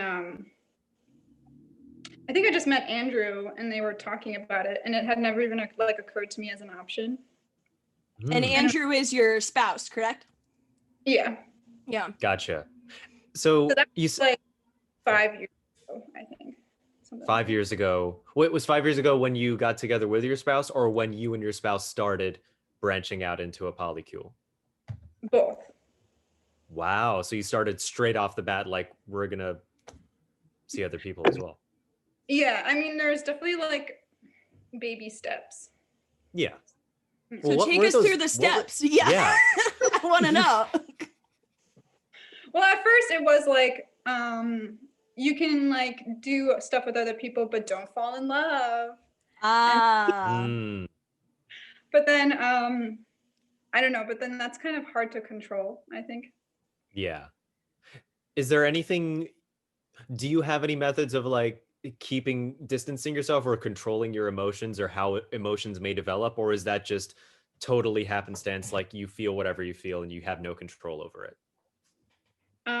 Well, now we are at a point where we can like love other people and it doesn't affect our relationship with each other. So I don't put much effort to try to like hold myself back when I'm meeting someone. Although sometimes I feel like, oh, I'm like, maybe I should, because there is like while I feel like I have like unlimited love to give, there's also like the reality of like, there's not unlimited time in the day. I wonder about that a lot with poly people, because I have no attention span for almost anything. Like I can't sit through an hour and a half movie. So the fact that you're able You're to just a sexual goldfish. The fact that you're able to schedule like time with multiple people has always been very impressive to me. Like I guess before we get into that, so you met your spouse 5 years ago, you both decided to branch out, but in addition to a spouse, you also have a boyfriend. Yeah. So when did he come along? That was like 3 years ago. Oh, wow. I know, it's so crazy. Very long time. So wait, was your boyfriend also already interested in the idea of polycules, poly relationships, or was his relationship with you his first entry into a polycule? I think he had said that he had tried something open before. Okay. But I think I was actually the first entry where it was like working out. Open and functional, right. Right, yeah. So it's like you met Andrew, immediately they were like, I'm into this. You met Josh, the boyfriend, and immediately he was like, I'm into this, let's try and make it work. But were there people you met along the way who like you tried to tell and they'd kind of be like, I'm not into that, but thanks for your time, or they try it and it didn't work? Like, did you have a flop era? I guess, were there flops along the way? I mean, if it flops, it's usually like day one, you know? Right. Yeah. I feel like someone, I, as soon as possible, will drop, I'm poly and also in relationships. So then it's like, gotcha. You can just scare them away real fast if it's not gonna work. Yeah. I remember I was, when I was on Bumble, I had matched with someone who I just swiped right on because I thought she was attractive, but then I saw that that she was actually in a relationship and looking for a male third. And I said, could you explain what you mean? And she said, I have a boyfriend. We're looking for someone to just like a male. And I thought that what she was saying was that that her boyfriend was bisexual and that all three of us potentially would like get together. And I said, oh, I'm not gay, I'm only straight. I think that you deserve a guy who would want to, where everyone would treat each other equally. And she was like, oh, no, my boyfriend's straight, he's just doing this for me. And the vibe I was getting was that he was actually quite reluctant. And that he was actually no, and she said he's just doing this for me. And that basically that she wanted a threesome but wanted to maybe see how it would turn out in the future. And I almost wanted to like find him on social media and message him and be like, are you okay? Yeah. Do you need someone to talk to? So yeah. It feels like both people or multiple people have to be on the same page, right? Exactly. And I'm sure he was like consenting, but it didn't, from her language, it didn't seem like he was enthusiastic. It didn't. Yeah. How do you ensure that everyone's enthusiastic in that pairing? That's a good question. I mean, I guess you can just tell. I'm not sure. Yeah, I think you can just kind of tell. There's also like, different like forms that polyamory can look. So like there's like a lot of lingo. Tell us it all. I want to hear it all. Let's go into it. Let's dive in. Okay, so I actually just refreshed my memory recently reading on it again. But what is it? Oh, like don't ask, don't tell, which is like we can agree we're gonna fuck other people, but I don't want to know about it. I see. And then there's a parallel, I think, where it's like we can date other people, but like they're not gonna like come. Like I'll know about them and I might know what their name is and like when you're going on a date, but we're not gonna meet really. I think that's what that means. I see. And then there's kitchen table, which is my personal favorite. Which is like we're gonna date other people, but we'll also maybe have like board game night. Oh, that's so cute. That I love. Yeah, I like that one the most. And then the last one is lap sitting. Go on. That's the one I want to know about. I don't know. Actually, I think it's just like I feel like it's one step above kitchen table where it's like we're all gonna hang out and we're gonna like cuddle and maybe kiss goodbye or something. I'm not sure. Oh, got it. I see. So would you qualify, like, for example, your relationship with like Josh and the person who has specifically demanded that I refer to her as that, what is it, that goddamn bitch? Which is your boyfriend's girlfriend. So you guys are sort of a kitchen table pairing in the sense that like you're friends with your boyfriend's girlfriend. You guys are like good friends. Yeah, you met her actually. She's great. She's a very funny, like lovable person. She roasted the shit out of your boyfriend at your birthday. That's adorable. It is great. And like I feel like the misconception about, kitchen table polyamory is that it's like sister wives and there's all this rivalry, but it actually seems like it's kind of maybe fun for you to the guys to both get together and, bitch about your boyfriend because only you two really understand it. I love being friends with, okay, so the lingo, so Pascal would be my metamor if you want more lingo. Whoa. I do. Now I always want. Now we're into D&D.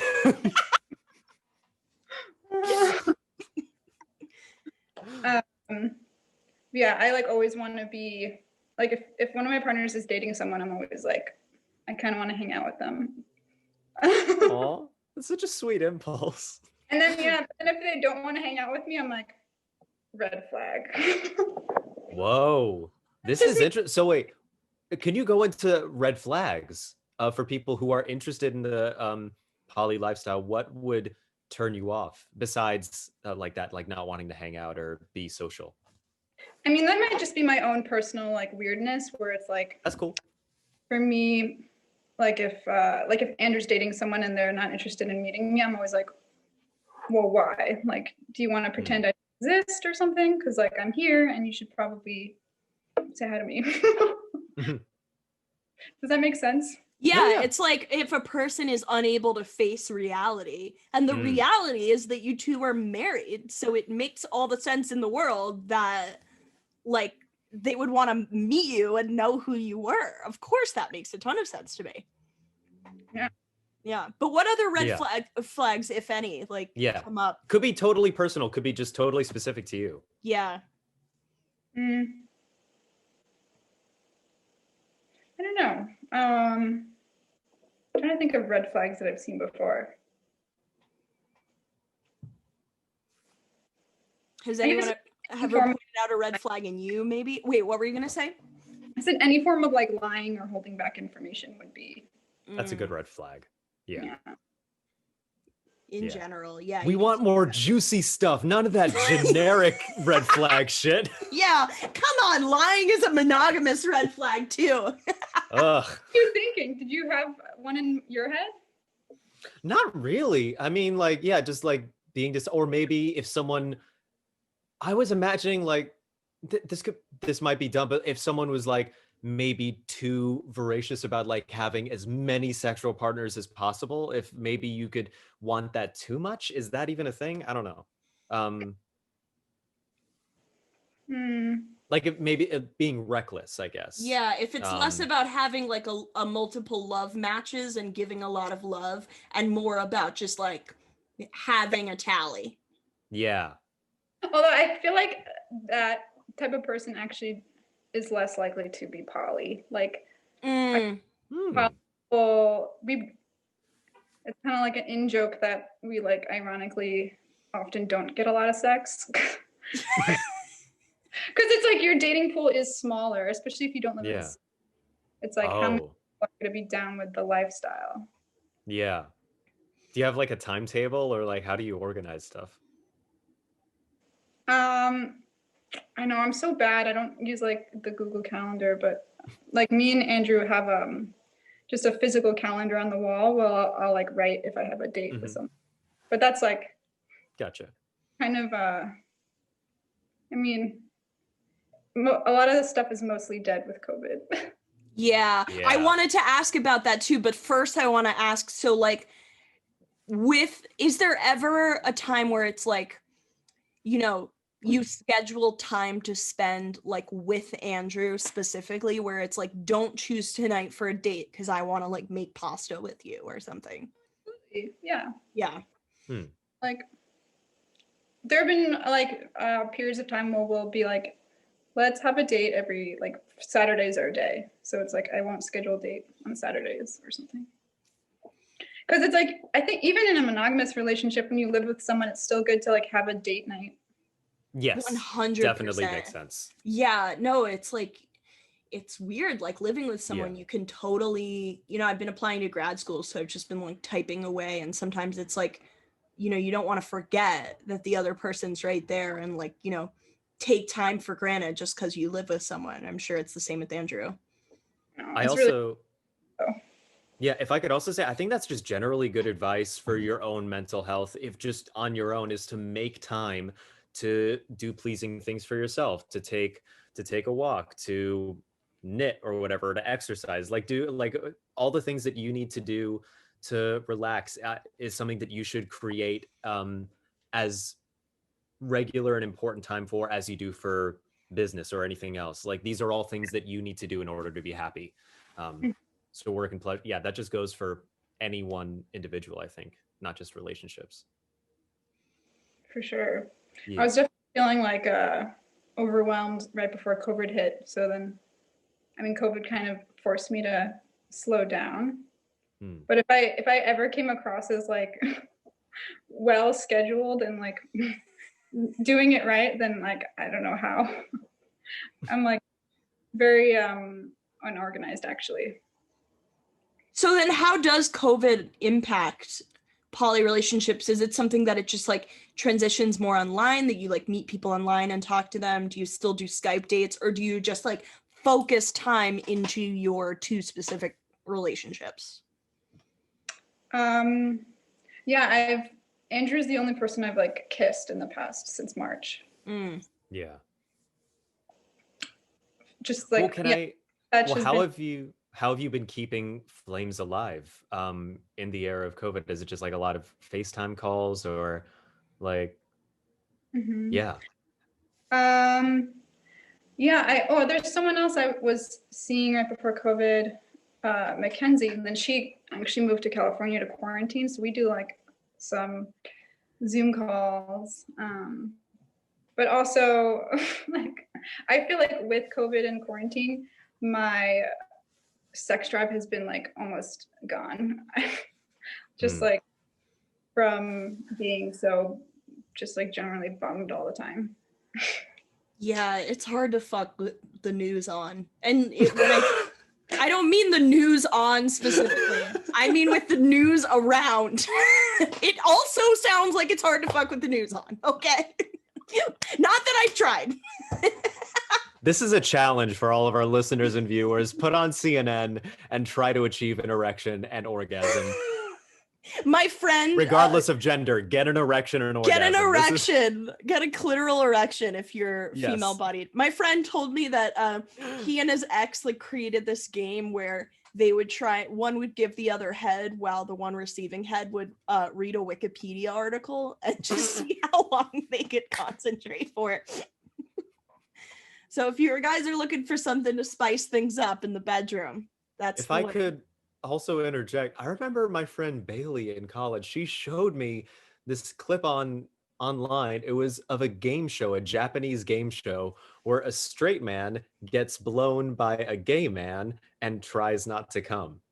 And the object of the game is to see how long you could last. But the thing is, you hear like the most cartoonish slurping.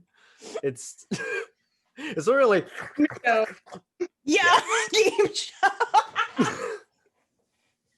But the thing is, the whole set looked like a game show, except for like this sort of like a medical curtain where you couldn't see what was going on. It was a hospital, actually.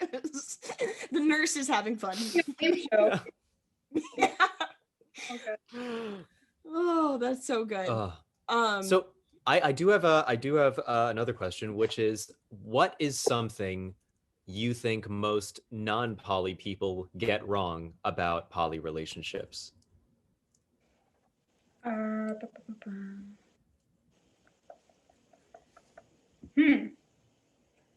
did I get wrong? Yeah, You could say everything. Sorry, it's taking me so long. Now you're No good. You're good. worries.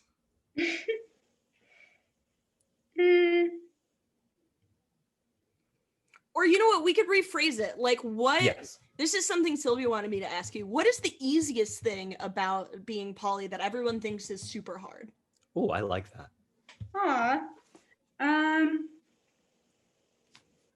I mean, for me, the easiest thing is meeting like my metamors, like my partner's partner.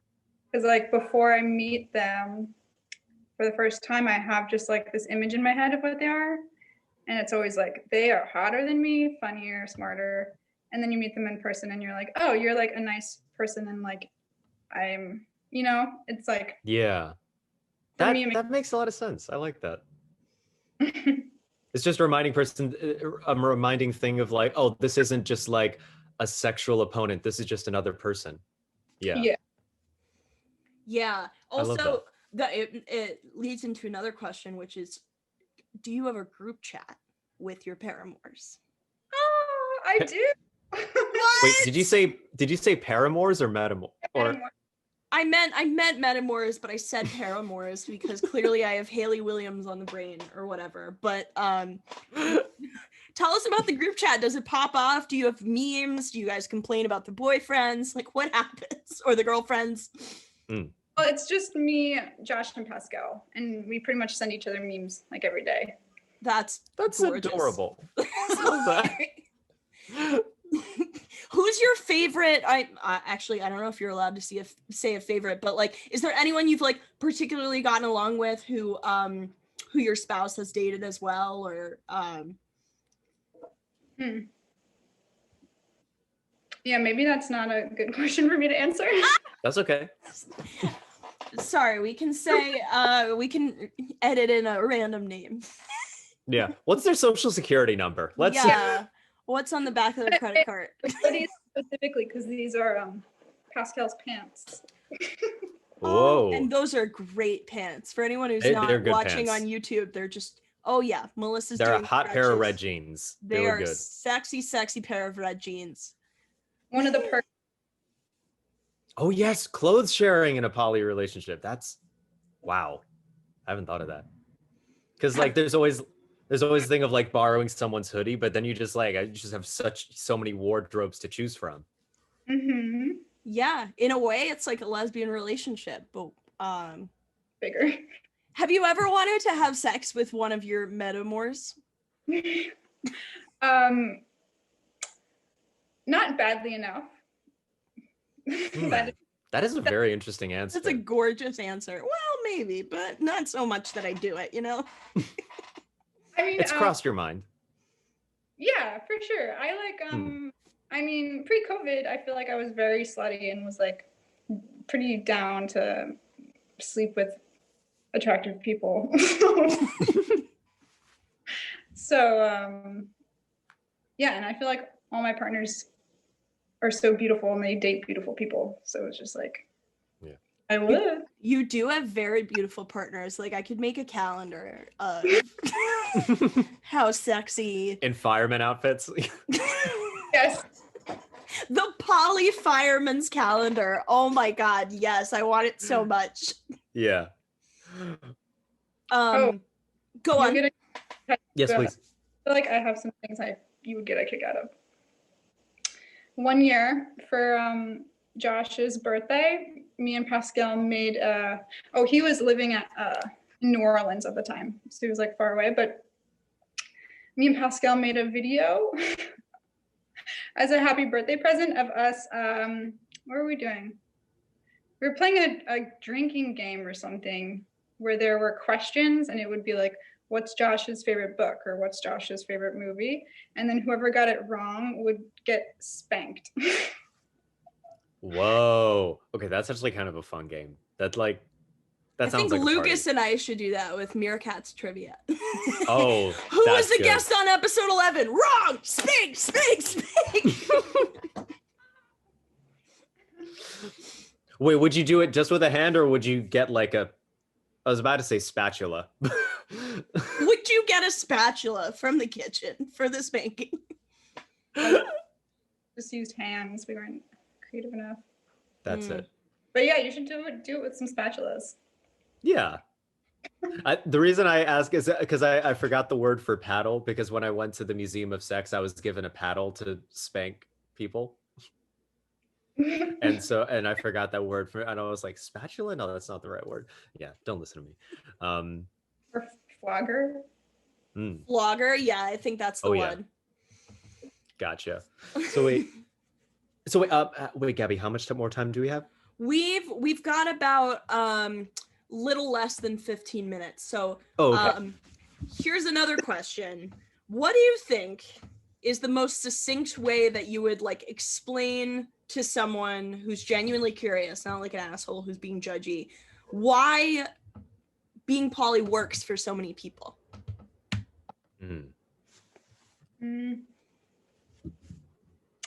Because yeah, I mean, I feel like I like having the freedom to like have different types of relationships, and there's also like this and it does force you, like the big thing is communication, right? So it's like it really, of course, talk through your feelings a lot. Which makes for really strong relationships, because like I was thinking about it today, I'm like, damn, I have Andrew for 5 years, I've been with Josh for 3, and like even Mackenzie, I've been seeing her for like a couple of years now, I think, almost. Yeah. And but yeah, for sure it's not for everybody, because it did take a lot of work, like especially in the beginning, it was like, you know, a lot of tears and like fights and stuff. So you have to want it for sure. Gotcha. So something I wanted to ask is that let's say so Mackenzie is the person who you've been seeing for a couple of years? Yeah. My relationship with her is a little more casual, I think. Okay. Yeah. So are you friends with her metamors? Does she have any? I know she's dated people, but I haven't met them. I see. Yeah, I think I would see her maybe more like once a month. So it wasn't like at a level where. Right. So what I'm curious about is how, let's say worst case scenario, you broke up with someone who you've begun seeing maybe somewhat consistently, and how that would impact your relationship with other people that they see that you might be friends with. That's interesting. That hasn't happened yet. That's great to hear. Well, that's great to hear. Yeah. Oh, well, also, I mean, would you rely on like, you know, because you're not don't ask, don't tell. I feel like you talk to, you know, the people you're with about your other relationships. Like, would they be like your shoulder to cry on, like about the other relationship that ended? Like, if God forbid something ended? Oh, for sure. For sure. I've like cried to Andrew about other people. Yeah. it's like, they're nice about it. I'm like thinking back, I'm like, maybe I should have went to a different friend.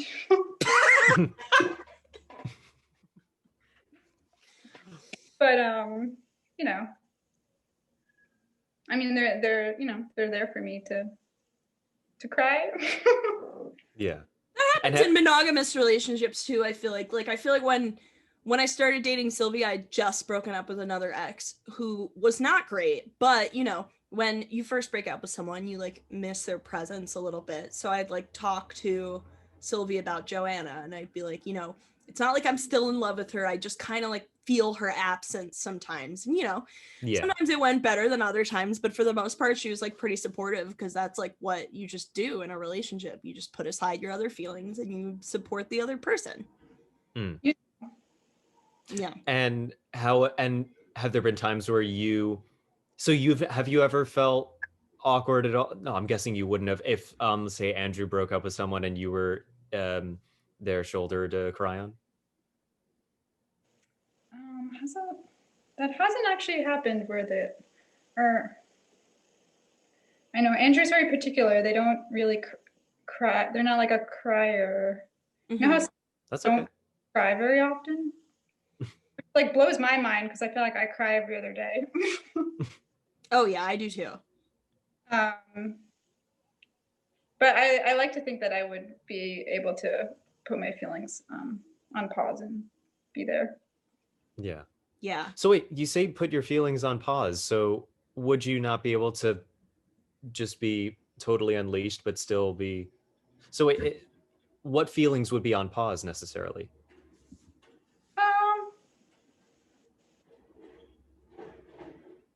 I don't know. I mean, it's all hypothetical. It depends on like what bad feelings have I had before about. Yeah, sure. Maybe. Yeah. I don't know. I mean, I know the first time someone told Andrew that she said that she loved them, and Andrew said that they loved her back.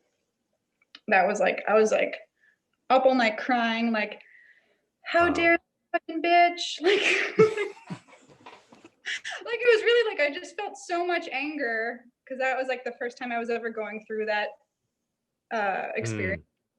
But then I also hadn't met her yet. So then once I met her, I was like I think all my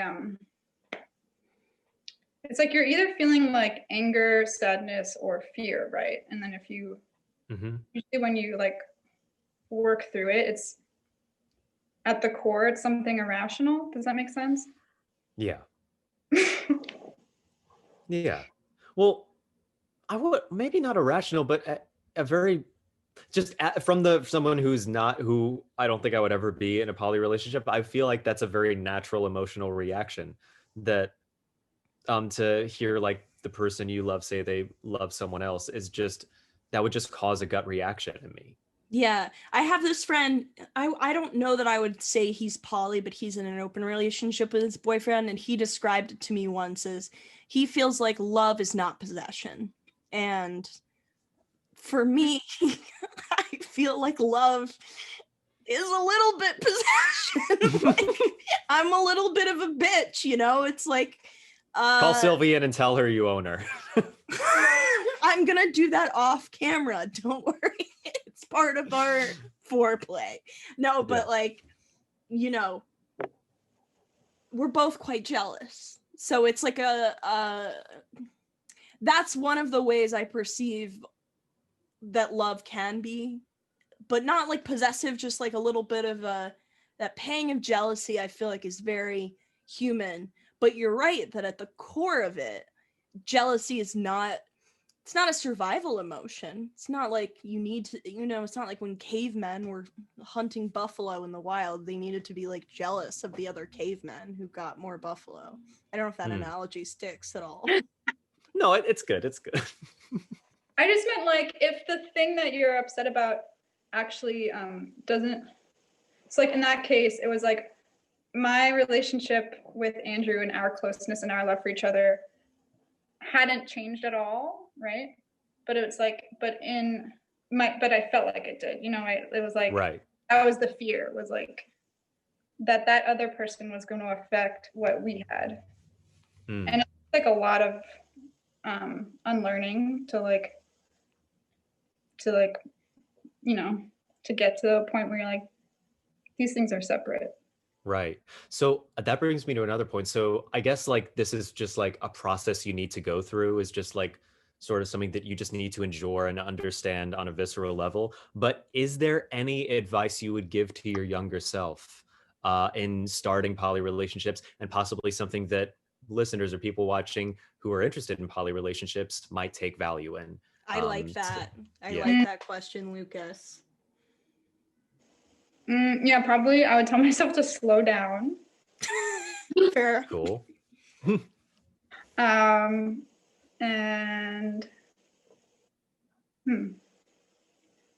maybe even get that therapist earlier.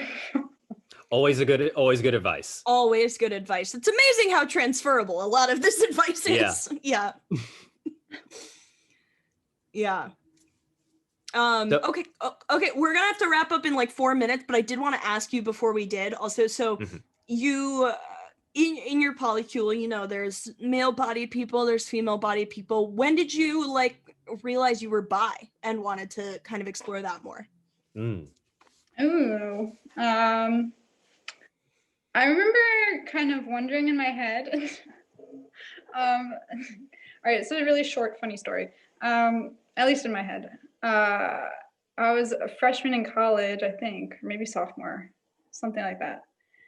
And standing outside with she's still like one of my best friends, and she was standing outside smoking a cigarette, like looking all cool and hot. And she looked at me and I think she said like, "Are you bi-curious?" Ooh. And no one had ever asked me that before. And I was just like, yeah. And then she said, "Do you want to go up to my room and find out?" Whoa. I was like, yes. This is a hot story. This is steamy as fuck. Holy shit. I'm aroused. So what'd you find out? I think we all know the answer, but I want to hear the next step. I mean, we got up there and she was like, well, we shouldn't have sex, but we should definitely like make out and cuddle. So we did that. And like, yeah, we're still like yourself. That's good great. Wow, what a good friend that you just like took me out of the closet like that. That is an act of beautiful public service. I'm not saying like hooking up with you is a public service or anything. Oh, that is so cool. So then do you date now, like when you're looking for, you know, if you're on the apps or whatever, do you mostly go for women or like female bodied people? Or are you just like, there's enough like male energy or like testosterone in my life, like with Josh? Like with Josh, yeah, he brings quite enough. Well, I met him. He's very like mask, you know. You know, he's like the one like straight bro in my life. Aw. He's hot. I love he's that very, very broy. Yeah. We love representation, at least. Representation for straight men. It matters. It matters. Yeah, I feel like you hit the nail on the head. Gotcha. So, but that's an interesting thing, the idea of balance. If like maybe someone has like a relationship with one girl or female body person and one, or like a bunch, if like, do people like to have, if they're bisexual or pansexual, do they like to achieve some sense of balance, or do they like to have multiple partners in one group, as it were, and only one of the, I think just the answer to that is just everyone's different and has different preferences. I don't even know why I asked that. You like really transcend into like gender is all a construct and nothing matters. Yeah, pretty much. It could. Yeah. I think that's a good note to end on. Thank you so much for joining us and talking to us so like candidly. Is there anything you want to plug? You're an amazing comedian, and I'm sure you've got something or other coming up. Please. Also an amazing brewing? Artist. What's brewing? I mean, you can follow my art Instagram. That would be great. At Shop Devil's Cup. Fuck. Lovely. Yeah. You're the pottery supreme. and you're doing great things, and it's been really wonderful having you. So thank you so much for joining us. Oh, thank you. Thank you so much. It was so great. It was so great properly speak. I've seen you like a few times doing stand-up. It's nice to actually properly meet you. So this is awesome. Same. Thank you. All right. Take care, Awesome. Melissa. Bye-bye. Yeah. Hello, hello. Oh my God. Hi. Long Hi. time no see. How are you? I'm okay. Gabby will recognize maybe this space. Obviously, he will not, but I'm actually in, Obviously, Lucas. yeah. I mean, I don't know. Maybe you will. Have you? I are you put good that house friends together. with Sonia and Julio McClay, my parents. Maybe. Oh, Maybe I'm you're some of besties. my favorite parents. Actually, Gabby, do you want to know a really fun fact? More than So- anything. Yeah. I think when you first texted me about this, you said something like, "Oh, I would love to have like my favorite ex on the show," or something like that. You My are first my thought favorite was, ex. I don't know if you're necessarily my favorite ex. You're one of them, That's but my other one of my best friends. However, you are by far my parents' favorite ex, to the point that when I told them about this, they were very excited. And I also brought up that to my mom, and I was like, Mom, I'm pretty sure if I told you like today, despite I'm also with another person, or at any point that I like, Mom, I'm back together with Gabby, she would like do like a dance of joy. And in fact, at me telling her that story and that little thing, she did a little dance of joy in the hallway. Oh. Oh my God. Yes. Yes. That is a very consistent badge of honor, knowing that that you stick positively in the minds of ex's parents or people that you're or partner's parents. I'm It's a huge. great with parents. Like there is no one that there's a lot of things I'm not good at in life, but I am very good with parents because I'm secretly 65, I think. Yeah. Yeah. That's been the case since Gabby was like 16, 17. I think that like parents and I wouldn't say good with like waiters, but like wants to be, because I feel like you do have that like kind of like awkward dad energy of like always like trying to make a little joke, like trying to make a little Totally. goof, like this is my time to shine, this interaction here.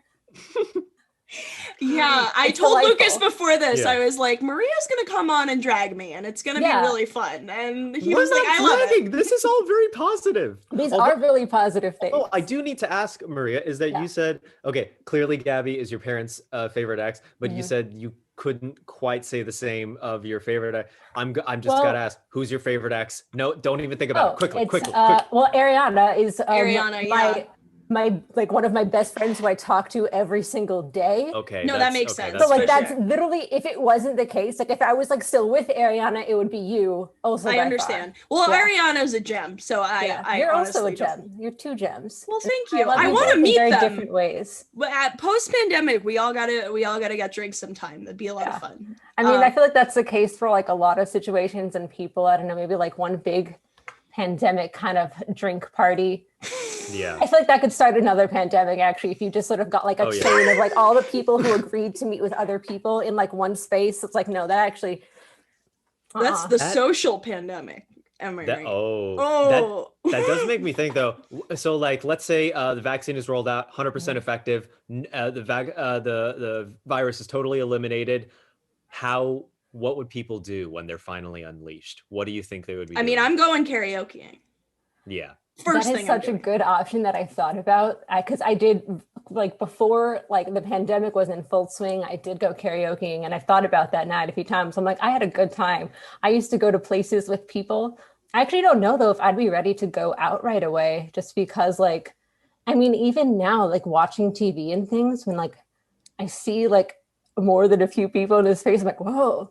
Like I think I was watching like Shrill or something, and the character was like in like the freaking like pharmacy, and just like, oh, like her parents walked into the pharmacy and they went up and talked to each other without masks, and I was just like, okay, there. Living on the edge, I Wow. guess. Like When they high five on shows, I'm like, you're not supposed to do that. Stop that. Where's your mask? Like, I have that same response. I'm like, anytime like you see most of TV and film in the before time where people are like talking, hugging, kissing on the cheek, and it's really jarring. Yeah. It's really jarring to watch.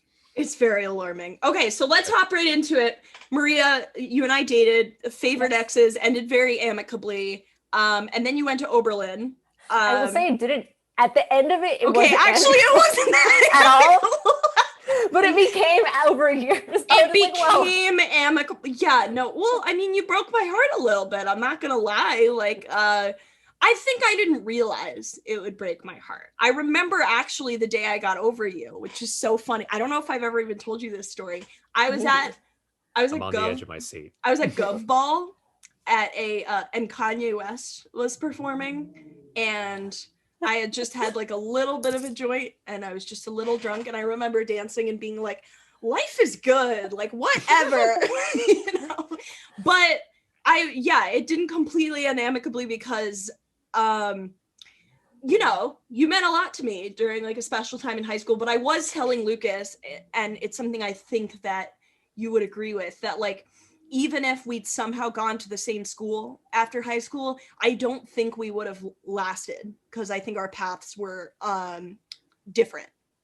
I think that, I guess it's sort of hard for me to think in what ifs. I like agree to an extent, but I also think that like it's very likely that both of our paths would just have been very different if we had both gone to Oberlin, because you would have had the experience of going to Oberlin, and like I would have had the experience of having you at Oberlin. And I think of like how many other things that would change. I like in general, because I was thinking about that also, because I was telling someone else like, yeah, like you also like you got into Oberlin, and actually I like, they gave like the class of whatever shirts, and so you had an extra one, and I took it because I had like torn mine up, because that's what I do with shirts. And now I still have like your original one. Oh my God, like, I got a clean copy of that like class of 16, which isn't even when I graduated shirt. But I do not, I don't think we would have stayed together necessarily, but it's also like difficult to say anything, because I think that like so many other things would have also changed. Yeah, no, it's like the butterfly effect. It's like, you know, you take one thing, you put me, we're flying with our wings.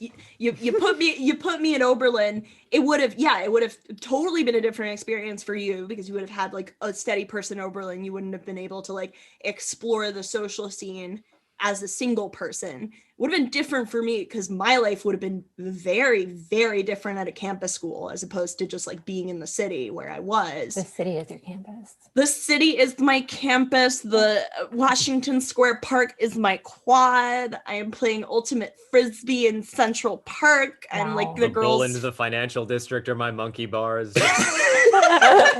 Fearless girl is my best friend. But okay, so after me, you went to Oberlin, and then you met whatever, and then well, I was single for a year. Okay. After I broke up with you. Because I remember actually like after breaking up with you, I also, I'm like, that's actually part of why I broke up with you. I long for the confidence that I had back then. I don't know what high level of confidence, I guess, like 18-year-old me was on, that like in like 1 second, I was just like, I don't think this person fully appreciates me. They're not sure. They're not sure they want to be with me. Okay, I'm sure I don't want to be with somebody who's not sure. And like boom, second row, like I was out. No, yeah, I was being like, a little bit of a fuckboy. I'll admit, I was like a little bit of a fuckboy. But mostly I'm just like, wow, the boldness of that move was pretty intense.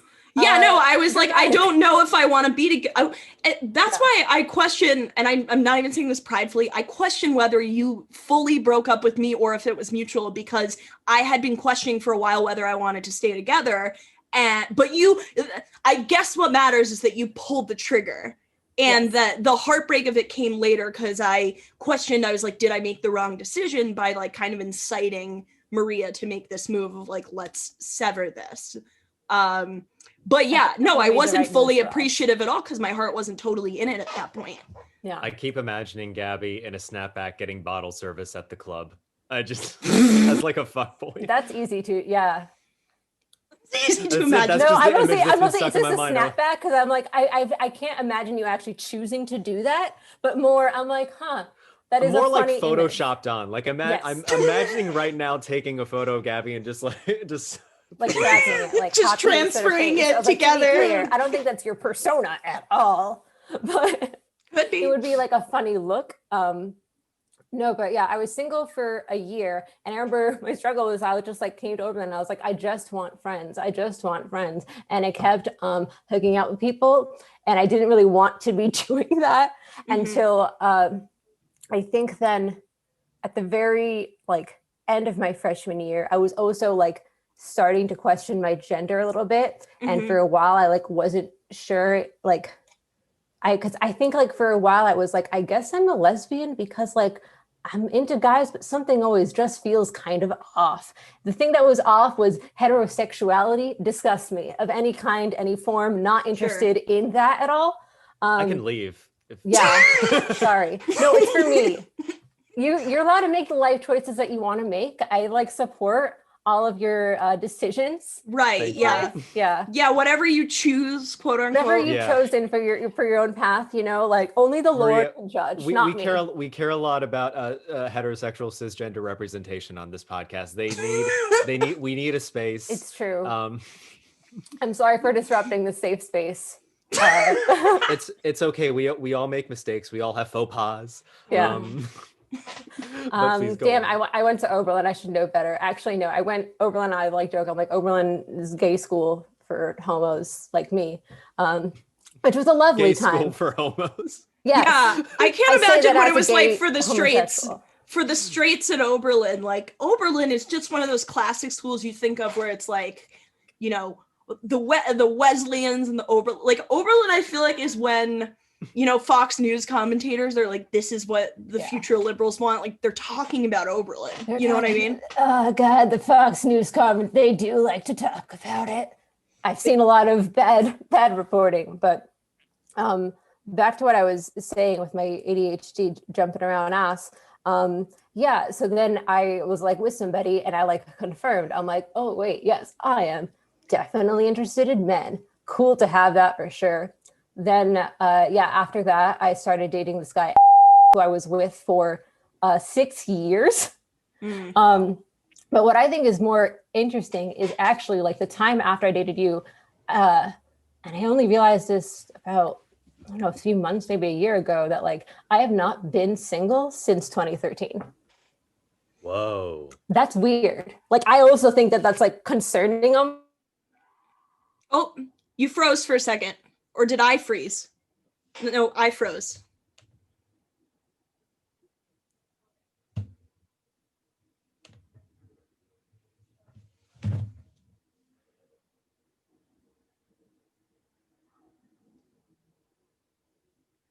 Polyamorous kind of relationship. And then like, I was with like that one person for like the longest time. And then when I finally kind of like got the fuck out of that shit time, I was also dating another person before that, and then that was Ariana, and then more recently I started dating another person named Avery. Also, Gabby, you get the weird honor of being the only person I've dated whose name doesn't start with the letter A.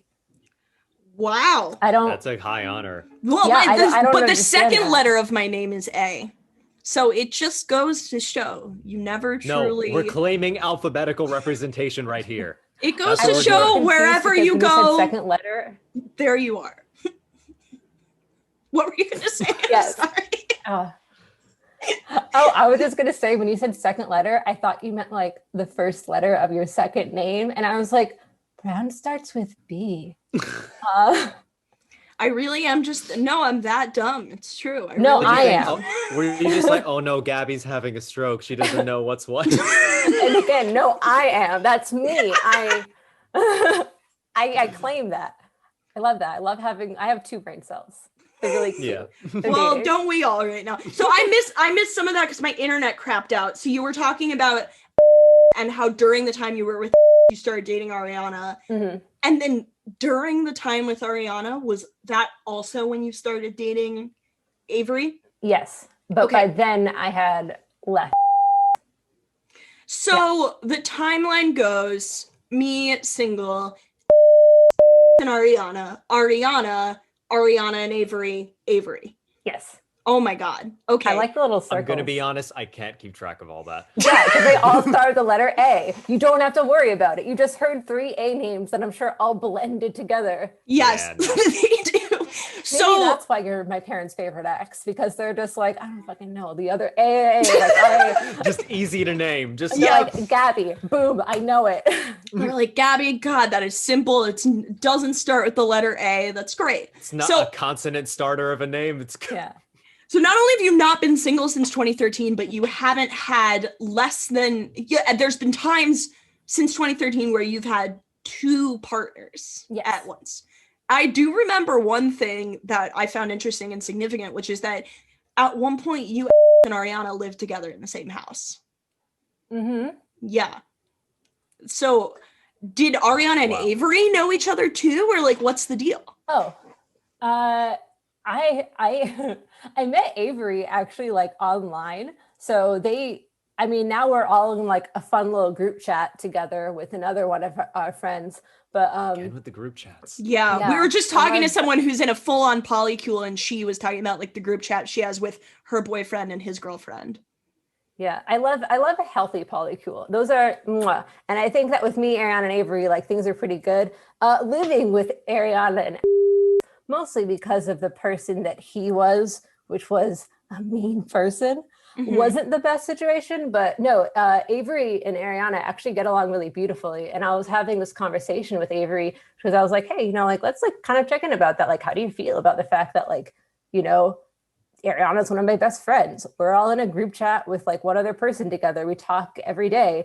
And Avery was like, I love Ariana. If anything, I was actually kind of like sad when I heard you guys were ending it, because like I really care about them and I know you care about them a lot and you both loved each other a lot. And I like, they also were very like supportive of it. And I think for me, and I was texting Gabby about this a bit. I don't identify as polyamorous just because it doesn't feel like an integral part of my identity, like other things of my identity do. I end up in relationships like that. I guess I more just sort of see it as I define kind of the boundaries of a relationship sort of with whoever I'm with at the time. But it does lead for like some miscommunication stuff, like talking back again with TVs and movies, but also even like my friends tell me stories. I have to like remind myself that like for most people, like hooking up with someone who is not the person you're dating is really bad. Yeah. Yeah. So like, that's something that I forget, and we'll have to be like, oh, they're not supposed to do that. Like, that's why everyone's reacting this way. Like, I did have a situation where a friend of mine was telling me a story, and like, she had hooked up with somebody, and I was just like, yeah, he was kind of a jerk about it. And it wasn't until months later, because she had to kind of remind me, like, Maria, he was also dating someone else at the time and lied about that. And I was like, oh my God, you think he didn't tell the person he was dating that he slept with you? And he was like, no. That is the most gracious, like kind-hearted way to like look at an absolute fuckboy. I would never just like kiss somebody without like shooting my like partner like a quick text at least to be like, hey, I'm like drunk at a party. What's up? Like, is this okay? Gotta like it's such check a in. weirdly wholesome response. Like, oh, do you think he not told? Like, Yeah. so sweet. It didn't occur to me that somebody would do that and like not tell the other person. That for me, I was like, that's horrible. Yeah. That is horrible. That is true. It is. It's pretty bad. Yeah.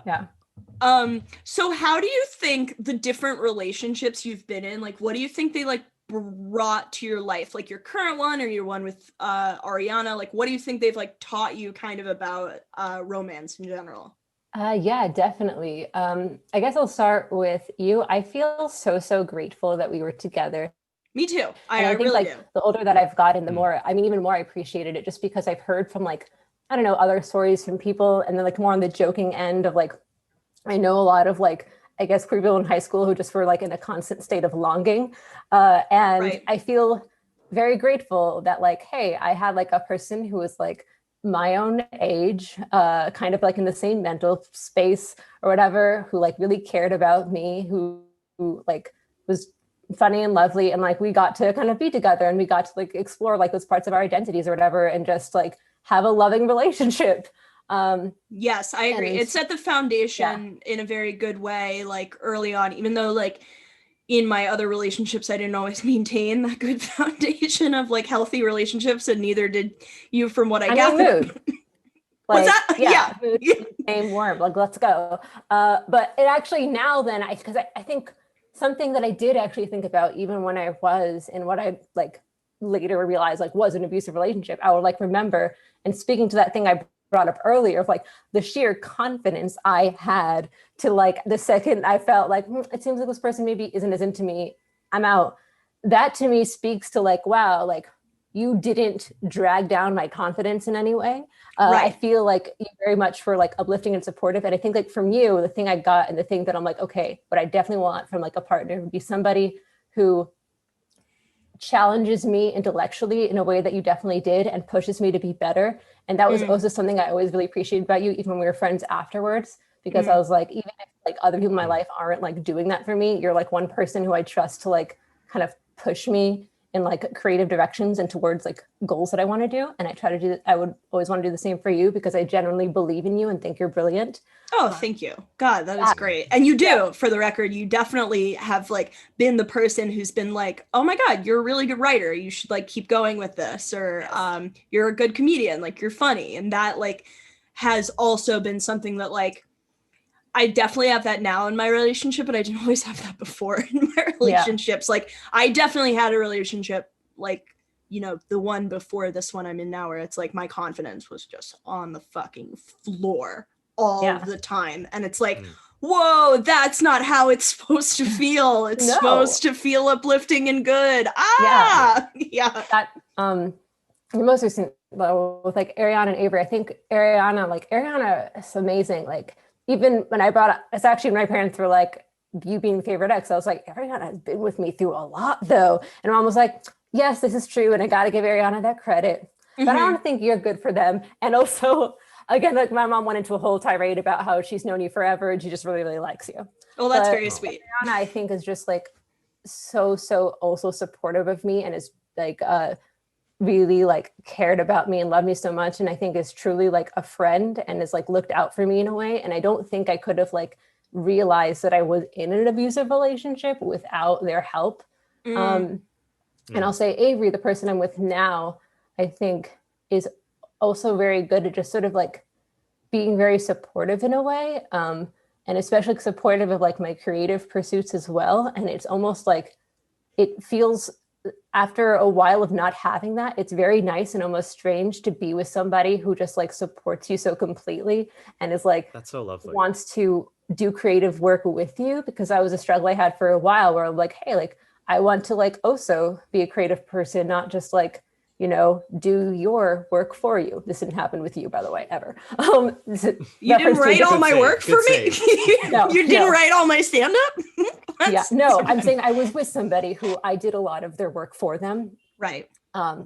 Which actually you can just figure out who that was by process of elimination from what I've said so far. I think I can. Yeah. But it was like, the bad Gabby, one. The bad, it was fucking me. Gabby. Actually, Gabby did write an essay for me in high school. I did. I don't want to get like my like high school degree taken away now. They might come after me. I'm in the same town, but Gabby did write because it was about baseball. Yeah. And I wrote a baseball research paper for that. Sports. Wow. You like sports, right? Yeah. You like sports. Take it.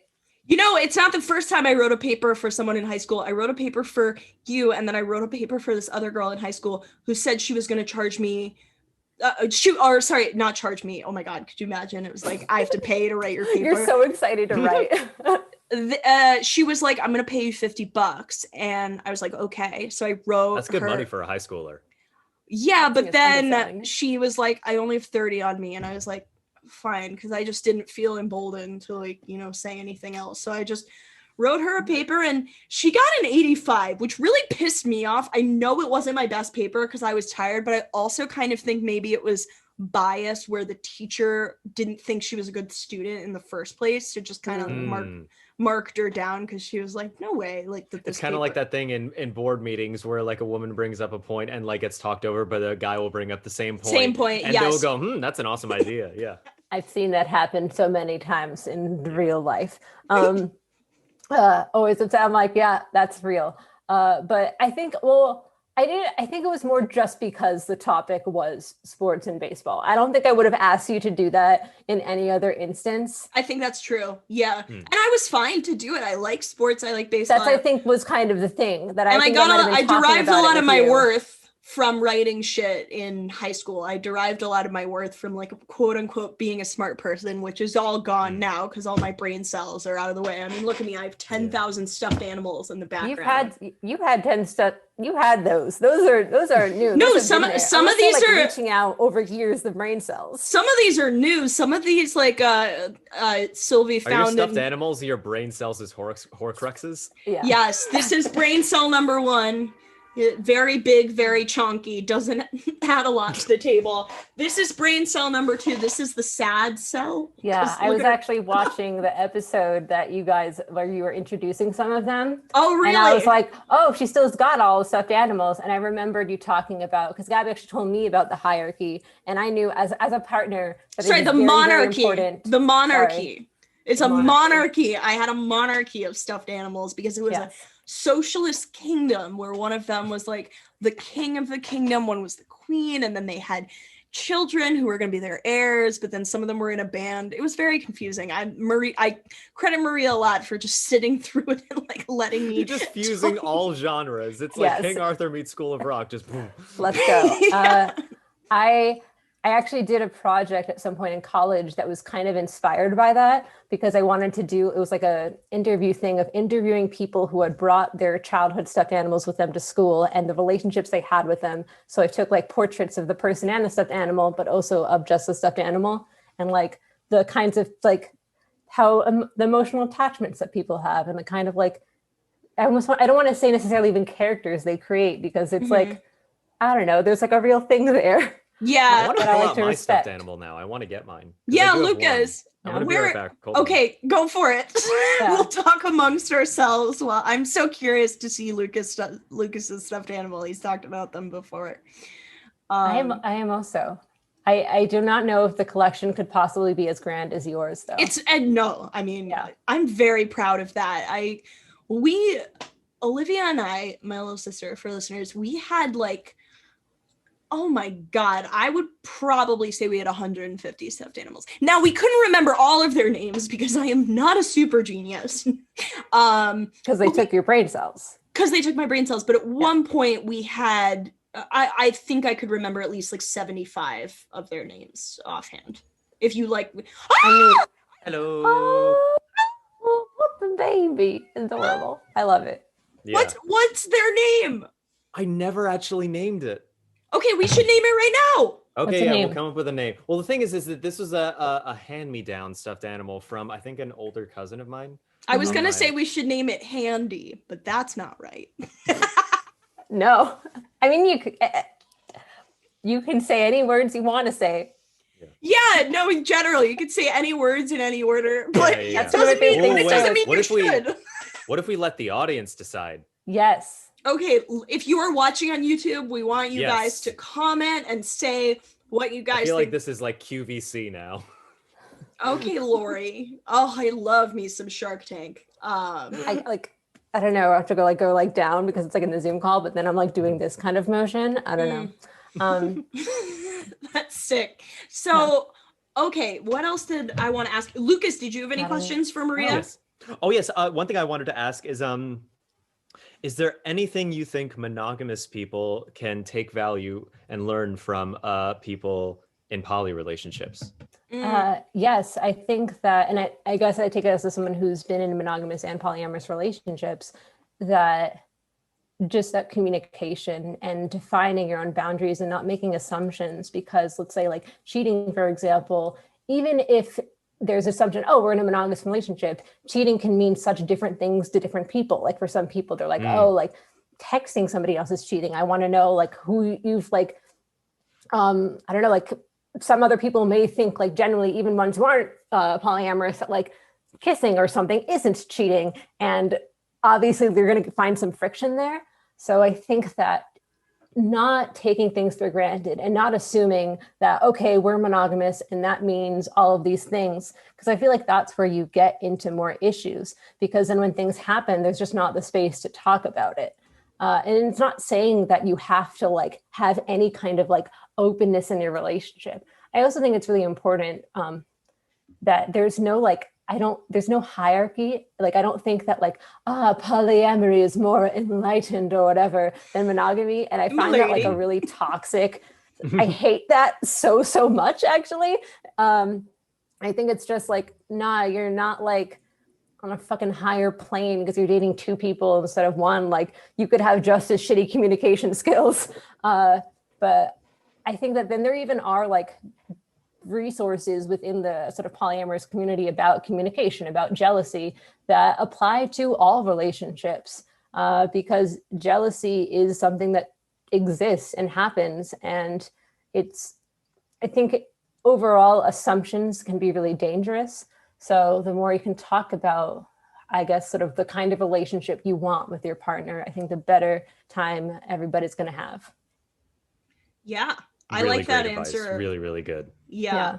Yeah. That was something we talked about also with Melissa, just how important communication is, about like where people's boundaries are, what you define as honest or dishonest behavior. Like, that's just in general always good advice for anyone. She also recommended therapy, which we also recommend to anyone and everyone. Yeah, I recommend that. I wouldn't say that's just the human advice. I recommend it, period. Yeah. I've been in therapy like pretty consistently since I was like 12. So yeah, that's big awesome. fan. Yeah. Whether you bang or you don't bang, see a shrink. That's what that's what we'll name the episode. Bang or don't bang, but see a shrink. Yeah. Okay, so we have a couple more minutes with you, but I guess a broader question is like, what do you think, we asked Melissa this, but what do you think is like the easiest thing about the relationships you've had that other people would think were the hardest? I think the distance, because pretty much all of my relationships at some point have had an element of distance. And I think that it hasn't been as awful. Like, obviously, like with the person with now, like they live in Idaho. Would I like to be living with them? Yeah, they're finishing up school. I would rather obviously be in person with them, but I can still connect with them on a lot of levels with the distance. And I think some people feel like it's just completely impossible. And I think that what I found is it also is another thing. It's kind of dependent relationship to relationship. Like, I don't know, remember people talking a lot about like, oh, like, is this person a good texter? It's like, you have to have just a good way of communicating, whether that's in person or online or something. And I feel like this is, I guess, especially relevant now in these times. In these unprecedented. Yeah, that like, it definitely is possible. But at the same time, there are instances where it's just, if the way that you and somebody else communicate just doesn't work out really well over a distance, I think that it's more about the way two people communicate and the kind of vibes y'all have than distance being inherently impossible or hard. Yeah. Can I ask, this brings up another point. It's just, do you think there's what value do you think there is in maybe spending time apart, and like how that focuses your energy on communicating extra hard? Do you think that is a great way to find out if you're more compatible than like if you're always in person and you have like that? If you can just, do you find any value in being distant for I do to an extent. I think that I less think about it in terms of compatibility and more think about it in terms of kind of self-growth, because even though I like technically have not been single since 2013, I've had many instances where I'm living alone and my partner is like a state or so away. And I think that experience of like not necessarily having someone there with you all the time and having to kind of be on your own, and then also deciding, and really you have to make the choice to invest in this relationship and this person. I think that if I had never had any experience where I had like any time apart from a partner that I was with, I feel like I would not have been able to grow as much as a person, because I would not have been able to have time to find like my own independence. And I think that those are really important factors. I would say distance, and the other really vital thing too would be having other people to communicate with, like making sure that you're talking as well to friends and family, whoever you feel close with, about your relationship is a really, really important aspect. Because if you get really caught up in just like you and one other person, it can be difficult to see a complete picture. Yeah, that's I 100%. think That's great incredibly advice. helpful advice. Yeah. And I think that's a good place for us to end. Thank you so much for freaking joining and just Yeah. continuing Thank you to so be much. This is as lovely. awesome Also, as usual. also, I didn't think that you were, I mean, like you said that you were like ADHD jumping around. I thought you were super fun and lovely as a guest. So please keep doing that, in whatever Yes. area you like, because you were a lot of fun. Thank Do you. you have any creative pursuits you want listeners to follow or keep up with? Any plugs? Yes. No, I love No, I fuck like you. dead social media. Like I still have a Tumblr Cut and to people are black. like, why do you have this? And I'm like, I love that nobody knows who I am on there. I like I've had a Finsta before and they're like, why don't you just use that? And I'm like, nah, first of all, Instagram annoying. Second of all, that's still too known. Still people have an idea of who I am. I want no connection with my being. Right. I mean, Although Army Hammer just got his fist done. So I'm a few steps away. There's been a few times over this past year that like I feel like I'm ready to give it all up and become like, I don't know, an executive function influencer on TikTok, which is a subgenre on TikTok. I mean, Lucas is a TikTok influencer. Oh wow. Yeah. A little bit. Little bit. He's got Check out what your is it, stuff. 1 million followers? 1,100,000. Oh yeah. Little Little thing. It's, But it's just like a little, yeah.